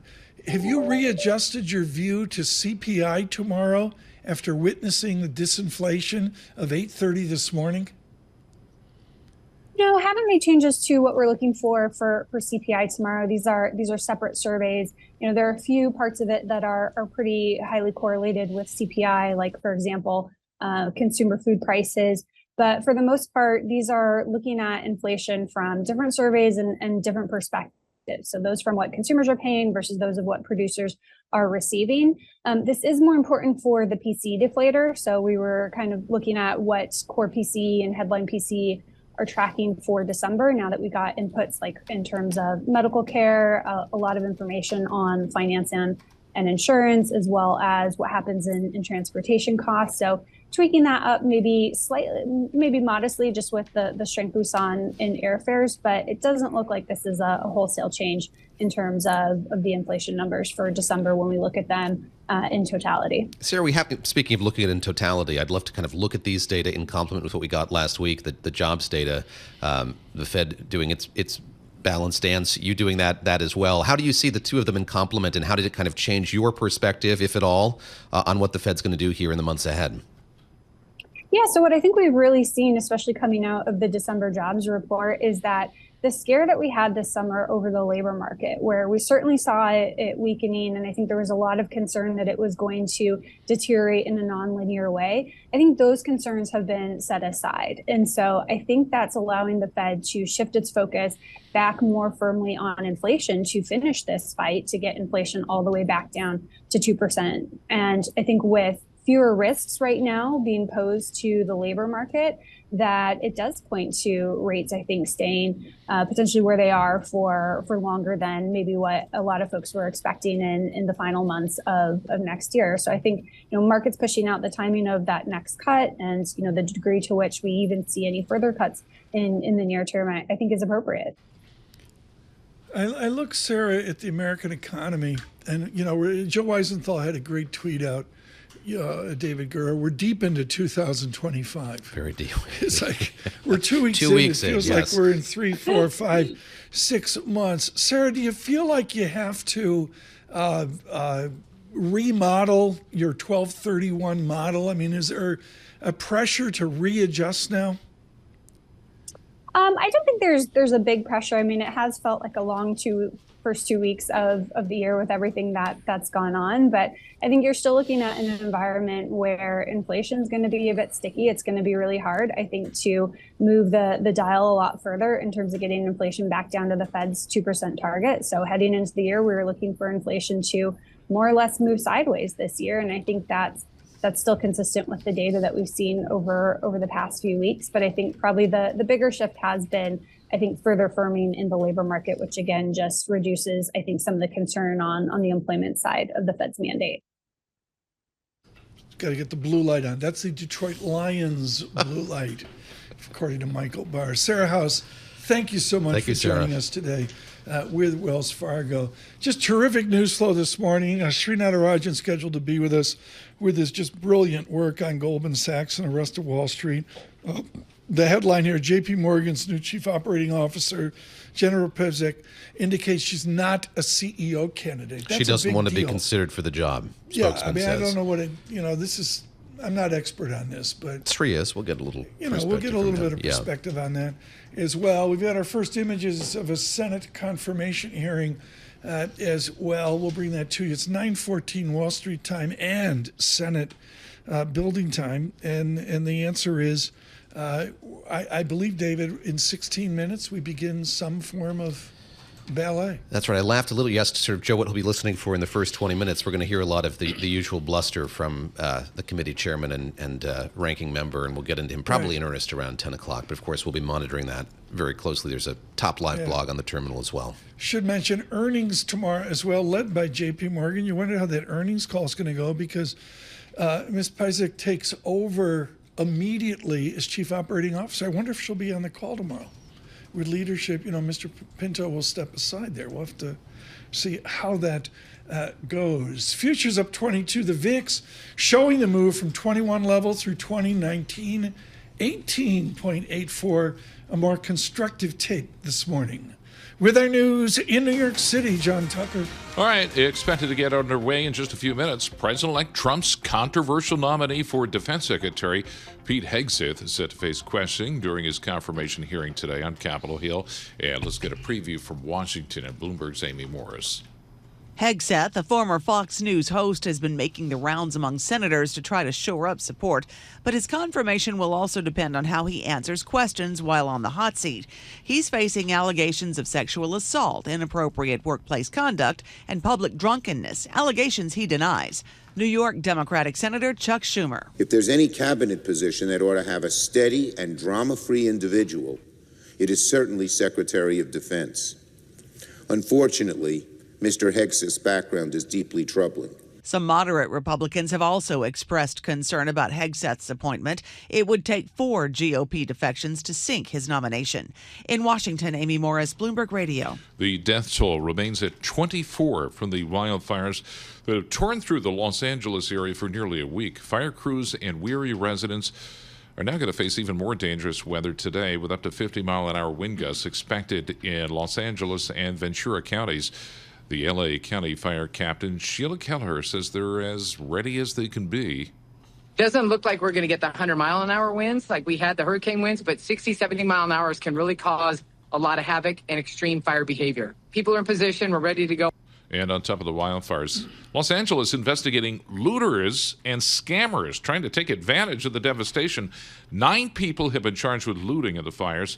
In one case, officials say a man dressed as a firefighter was caught attempting a burglary in the Palisades area. In the Middle East, a possible ceasefire deal between Israel and Hamas. The AP reports the two sides are finalizing the terms, with Hamas officials saying they have accepted a draft agreement.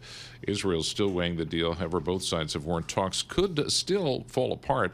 This follows comments from President-elect Trump and President Biden, who both say a pause in fighting could come before Inauguration Day.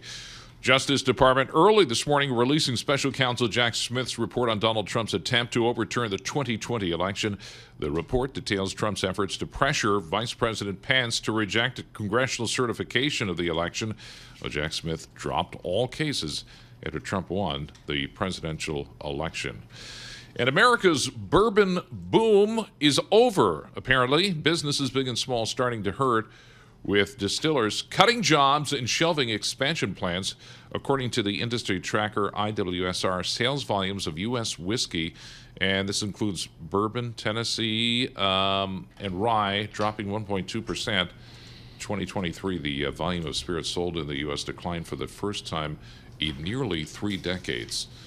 Certainly, we're making the old college triumph here to keep those numbers up. John Tucker, thank you so much. I'm going to frame this out. Roxana Tiron with a great essay from Bloomberg Government.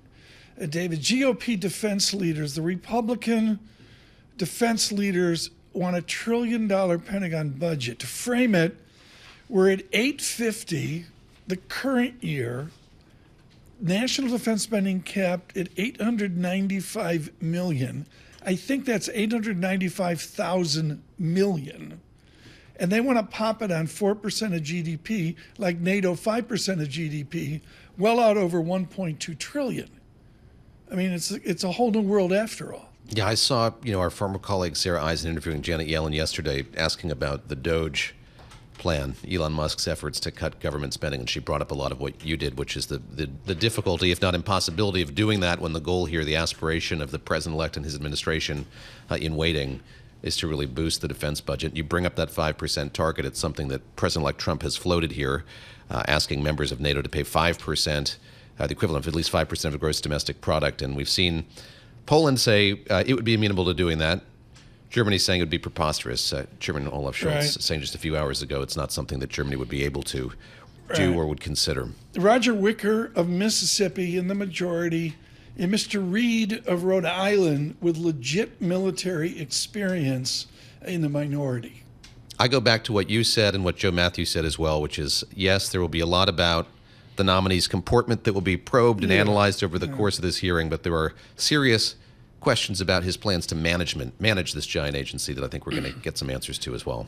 Fisher of Nebraska, Cotton of Arkansas, Rounds of South Dakota. Thank you, Senator Rounds. He's been very good. Joni Ernst of Iowa. Pivotal member of this committee. Shaheen of New Hampshire, Gillibrand of New York, Blumenthal of Connecticut, Mezi Hirono of Hawaii. I'm sorry, the Hawaiian senator on the committee always has a resonance. I mean, it just has to. And in this particular case, something that she asks every nominee for judicial appointments is, have you been accused of sexual assault? And so that will elicit an interesting response, shall we say, from this nominee today. Angus King of Maine, he's an independent. Listen, is he a Republican or a Democrat? Independent with a centrist flavor. Have you ever run into him at LLB? I've not. I mean, I know you and the fam, early morning run. Stop up by. in Freeport, Early morning, Freeport, 3 a.m. Yeah, Yeah. And very seriously, Senator Warren of, how many? She had 142 questions? 72. We will bring you the hearing. We're looking at those images right now from Washington. The beginning, it's extended. Bloomberg's surveillance.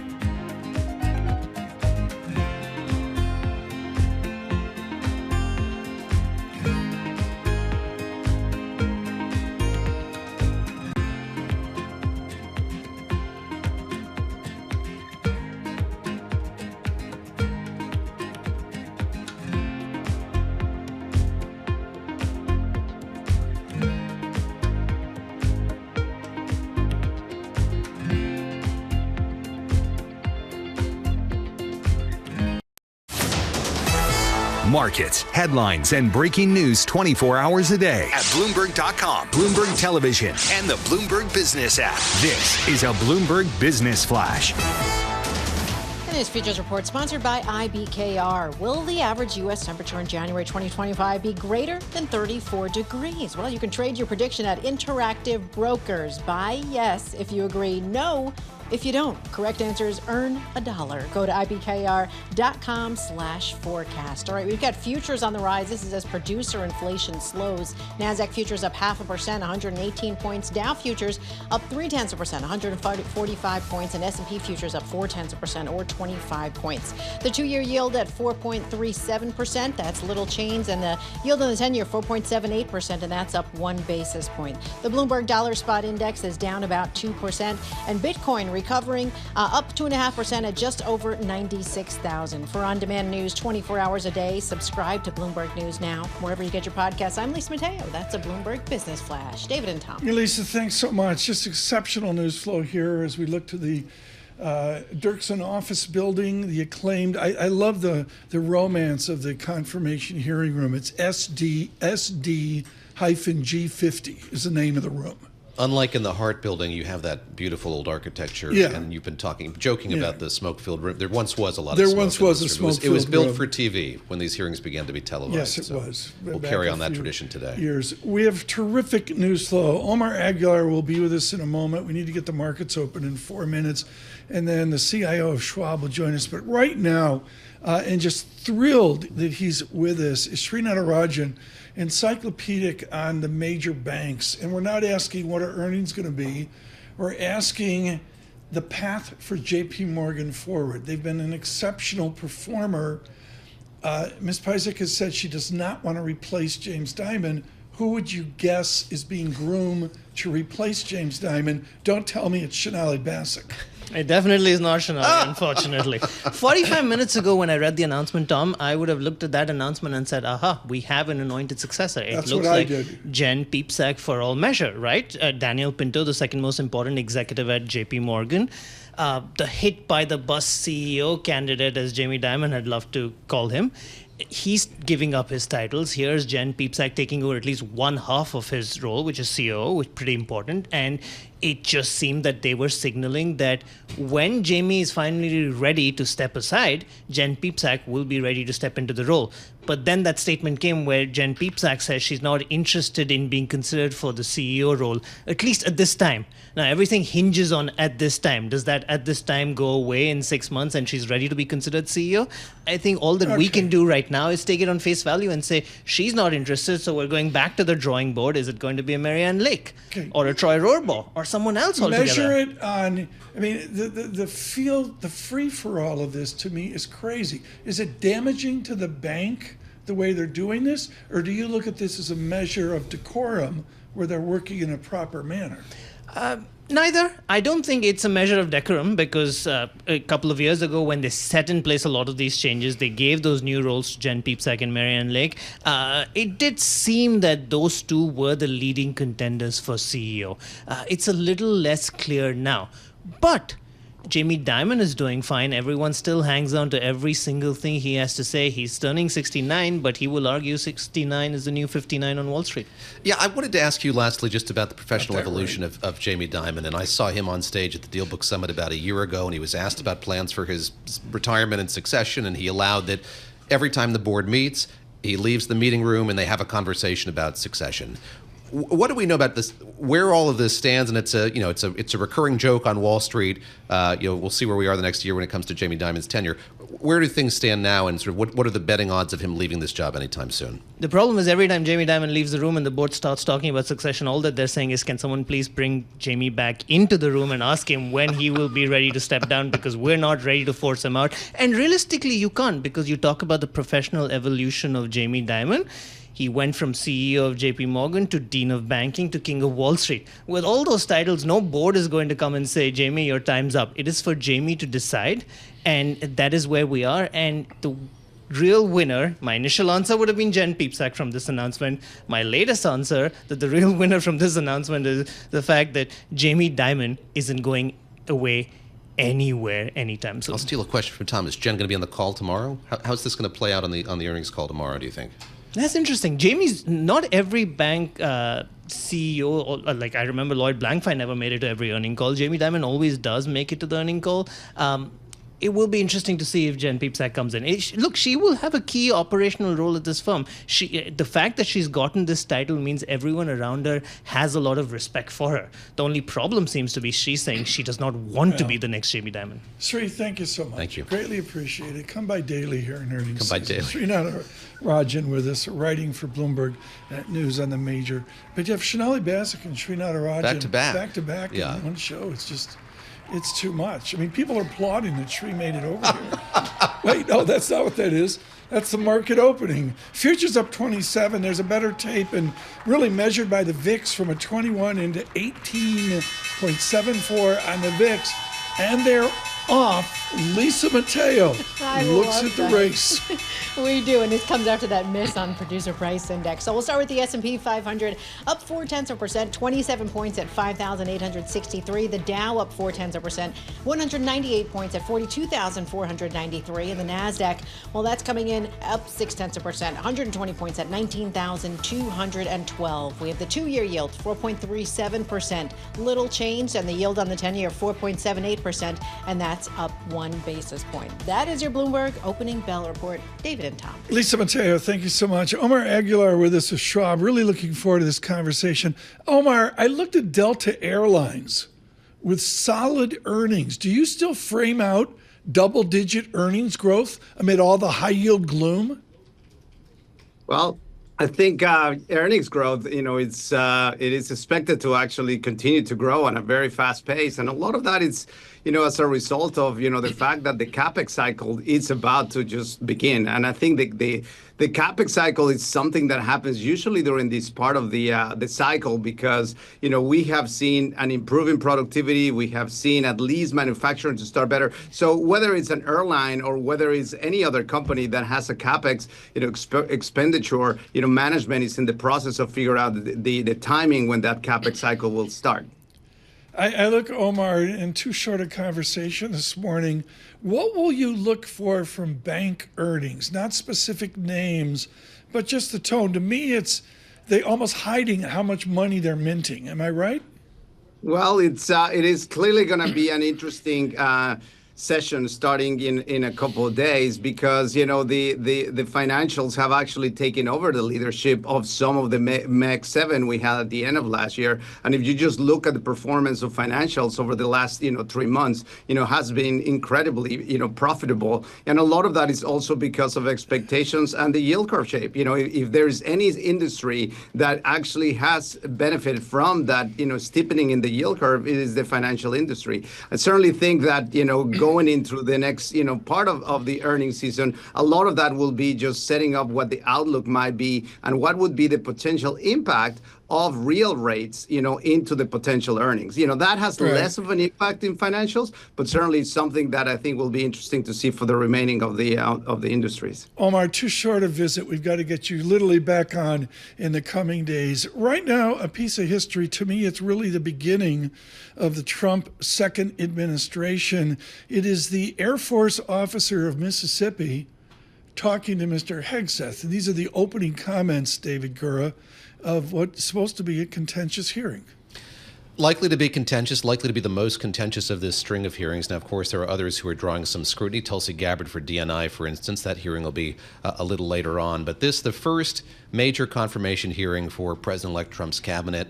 And you're right, Roger Wicker, the senator opening them up, the chairman of that committee. We're going to hear from Jack Reed of Rhode Island after him. And then we'll get an opening statement from Pete Hegseth. And Joe Matthew pointing out just a few moments ago, he is there at the hearing table, and behind him, his large family. We'll see sort of the optics of all of this, how that colors the testimony that we're going to hear, and the degree to which he talks about sort of the plans for the Pentagon going forward. Dumb question. I haven't asked it yet, and you're in charge of answering dumb questions. How long is a normal hearing? Does this like Jerome Powell, where they break for lunch and go into the afternoon? I think that this one is likely to go to 2 rounds, and that's not to say that every senator is going to ask 2 rounds of questions, but they would stop for lunch and then come back, and then, as Joe was mentioning, Senator Warren among those who have submitted questions in advance here. So this nominee will leave the hearing room with a thick ream of paper lots of questions from these senators to answer in print and return in a timely manner. And then what happens? Do they vote by 4 p.m.? Or they have scheduled a vote here for Monday, which is a federal holiday, but it kind of highlights the importance of this hearing to the administration and to President-elect Trump to get this person in place if he can. The key cabinet officers in place by the inauguration. Which, of course, is Inauguration Day, yes. Yeah, okay. Thank you. David Gura with us, and thrilled he's with us in this special edition of Bloomberg Surveillance. We welcome all of you across the morning community. Just terrific news flow today, where we'll touch on Rob Carolan, I believe, in the fires as well, and, of course, leadership changes at J.P. Morgan as well. The Dow up 176 points, NASDAQ up 0.7%. The VIX does better, moving in a Kaylee Cox manner, 18.62 on the VIX this morning. A special edition of Bloomberg Surveillance across the nation on your commute. And on YouTube, subscribe to Bloomberg Podcasts. This is Bloomberg Surveillance.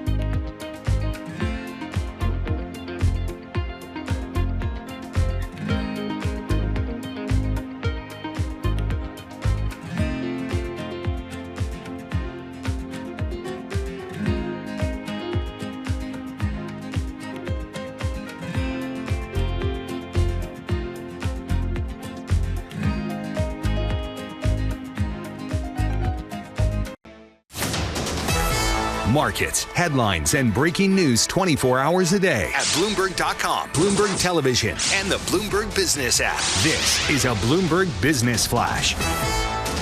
From the Bloomberg Interactive Broker Studio, I'm Lisa Mateo. Well, we've got green across the board, and this is as lower than expected producer inflation data. Really help lessen the worries of lingering price pressures. We'll start with the NASDAQ, up 0.9%, 175 points. The Dow up 0.3%, 156 points. And the S&P 500 up about 0.5%, 32 points. The two-year yield at 4.36%, down 1 basis point. The yield on the 10-year, 4.78%, and that is little change. The Bloomberg Dollar Spot Index now down about 0.3%. Shares of KB Home, they're on the rise. They're up about 6%. This is after earnings per share, revenue deliveries for the fourth quarter beat estimates. And that has shares of places like D.R. Horton, Toll Brothers higher, up more than 2%. Shares of H&E Equipment Services really getting a rise, up 105%. This is after United Rentals agreed to buy the company for $3.4 billion in cash. And finally, Eli Lilly down 4%. This is after it reported preliminary 2024 revenue missed estimates, and that was because of lower than expected sales of its weight loss and diabetes shots. That is your Bloomberg Business Flash. David and Tom. Lisa, thanks so much. It is deep into 2025, and I can assure you, when we look at economics, finance, investment, and yes, international relations, this is the most important discussion, conversation for the next 12 months. Barry Ritholtz, 4 years ago, Fun with Leverage. Let me read you the key paragraph. The best time to blow up and lose all your money is when you are young and have a 50-year time horizon to start over. Gen Zs can recover from disasters, but if a boomer like Tom Keene or a silent Gen like David Gura blows up, they're pretty much toast. Barry, we're doing it again. Yes, but not to the same degree that we've seen in the past. You know, there's a little bit of FOMO for all these sexy private companies that are not going public. And when you see these, first of all, the 3-to-1 micro-strategy ETFs and the inverse 3-to-1, it's not so much that the leverage is going to kill you there. It's just the time decay, because all of these are futures and options products, and time is not your friend. It's the opposite of the miracle of compounding.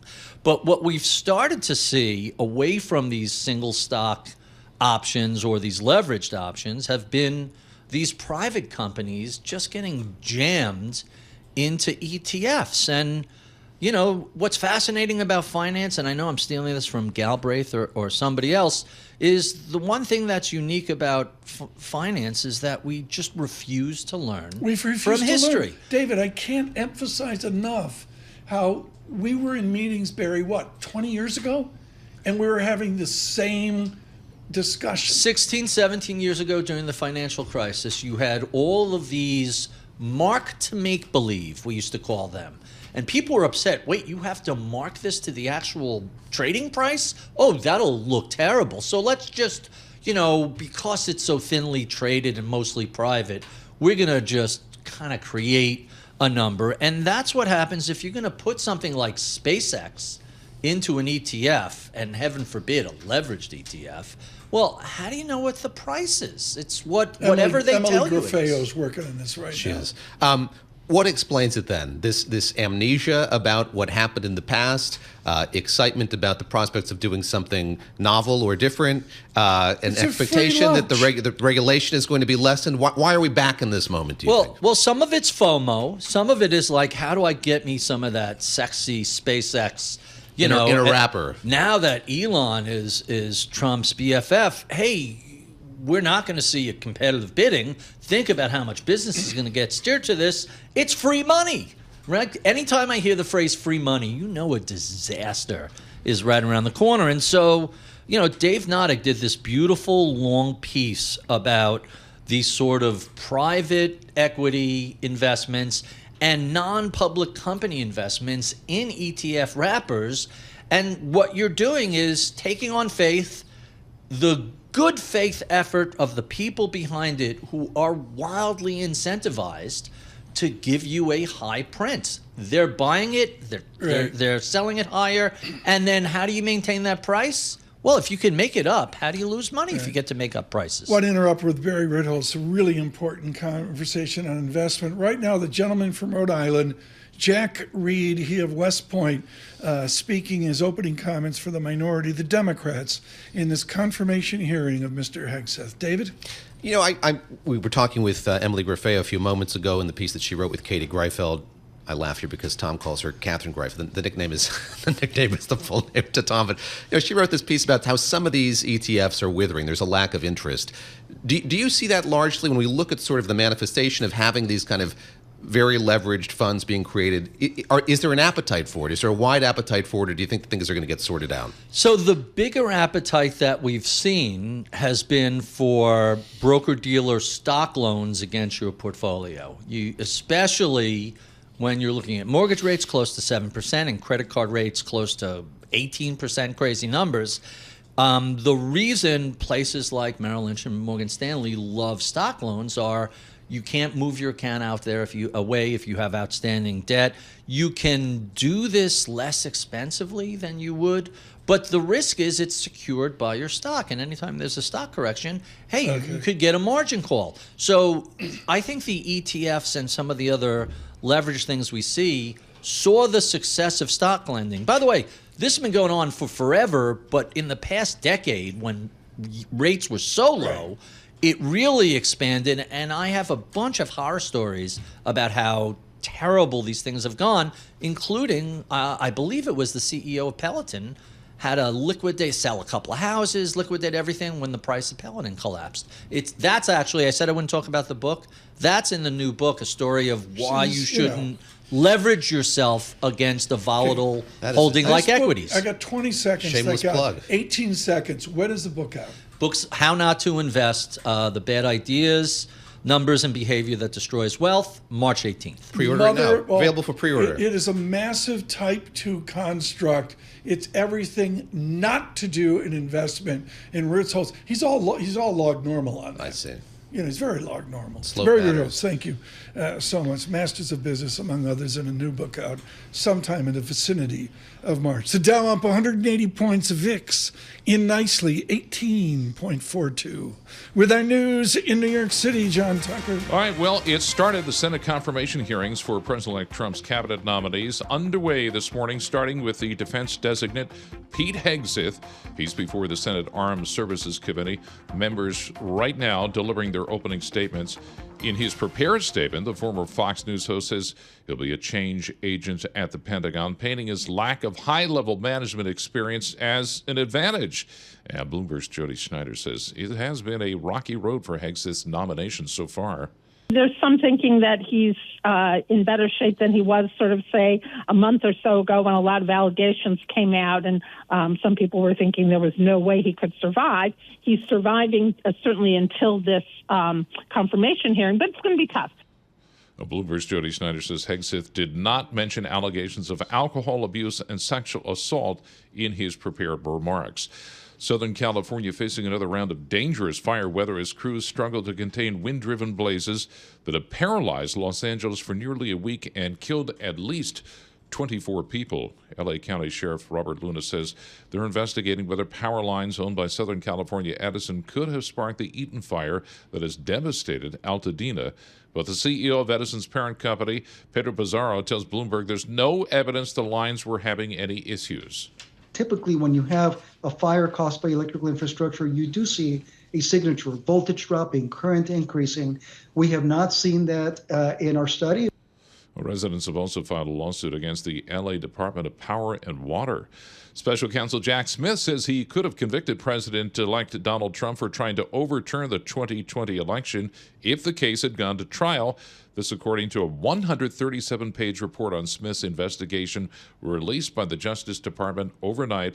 Now, Bloomberg's Kevin Whitelaw has more on the accusations against Trump in the report. He spent a lot of time trying to persuade his vice president, Mike Pence, to overturn the election and to have a different result, and even went out to the crowd that day, a fateful day on January 6th, and said that Pence could still change the election, knowing full well at that moment that Pence was not going to and thought he didn't have the authority to come up with any different result. Well, Trump blasted Smith on social media after the release, calling him a, quote, lame brain prosecutor. Global news, 24 hours a day, whenever you want it, with Bloomberg News Now. I'm John Tucker, and this is Bloomberg. Tom, David, Lisa. John Tucker, thanks so much. The yield space we've hardly talked about today. I got red and green on a moving yield this morning, a higher yield, 4.79% on the 10-year yield. Please stay with us, an extended edition of Bloomberg Surveillance. Good morning.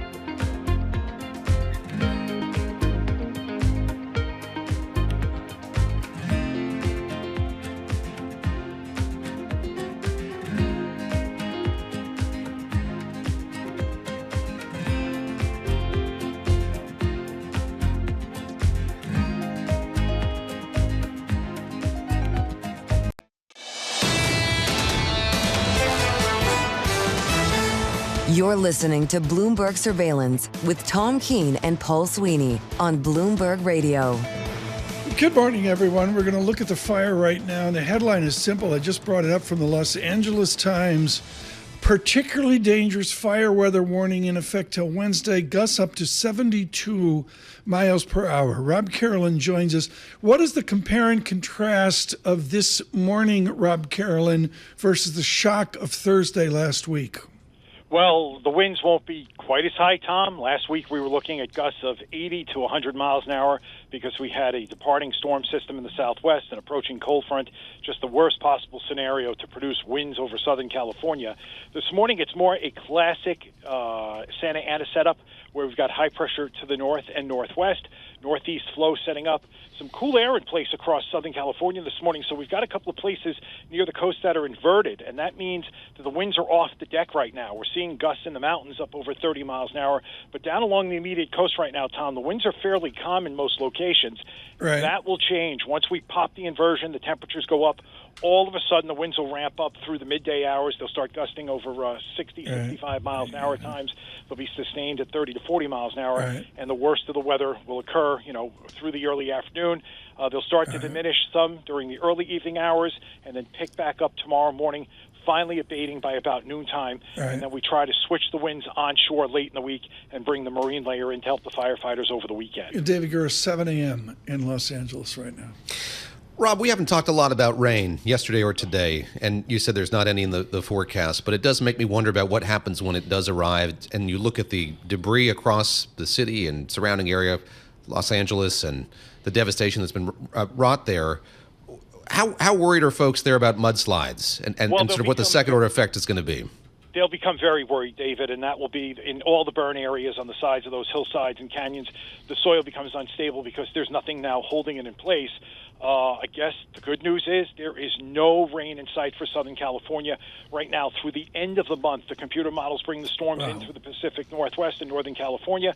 Nothing for Southern California. But again, we're in a La Nina pattern, and this is very typical for La Nina with rain in Northern California mountain snows and then rain and snow up into the Pacific Northwest and, dire conditions in Southern California and the Southwest. So what geography will Rob Carolyn study in 6 hours or 9 hours? All the mountains to the north and east of Los Angeles, Tom, because those areas are where the winds are going to be coming down, sloping, drying, rushing through the canyons. Again, you and I talked about this last week. The topography in Southern California is just so unique. The only place that's comparable is the hills to the north and northeast of San Francisco, and that's why they share comparable problems in regards to wildfire starting in the higher elevations and moving down towards the coast. Not to interrupt, Rob, but just we got so short time here. Why has this not happened before if the geography is fixed and unique? Just haven't had the right set of conditions, Tom. The 80 to 100 mile hour gusts were unique with this system. I've seen Santa Anas in Southern California that have done some pretty big damage, but I can't remember in my career us talking about winds gusting over 100 miles an hour. Rob, just hugely valuable. Thank you so much for all of us at Team Surveillance. Just really, really appreciate the effort that we have. Right now, I had Norm Coleman talking from Minnesota. Norm Coleman, Senator Coleman's acclaim is he brought the Minnesota Wild. Is that he brought hockey back to Minnesota, which is very, very important. But we're beginning, this is Mr. Waltz, who's actually, tell us, David, who Mr. Waltz is. He's not just a senator, is he? No, he's the President-elect's incoming national security advisor. So we're seeing here these two Sherpas introducing the nominee, Pete Hegseth, to the Senate Armed Services Committee. We've heard from the chairman and the ranking member, as you've mentioned, Tom. We're going to hear questions from the other senators in short order. But we've watched here over the last few minutes the nominees sitting there listening to those opening statements. Senator Jack Reed, highly critical, saying here, you lack the character, composure, and competence to hold the position of Secretary of Defense. We'll have to see. We will continue a special edition of Bloomberg Surveillance. Please stay with us, David Gura and Tom Keene, to the 12 noon hour. We are featuring Bob Clearmountain. He lost everything, including the Bosendorfer in the fire.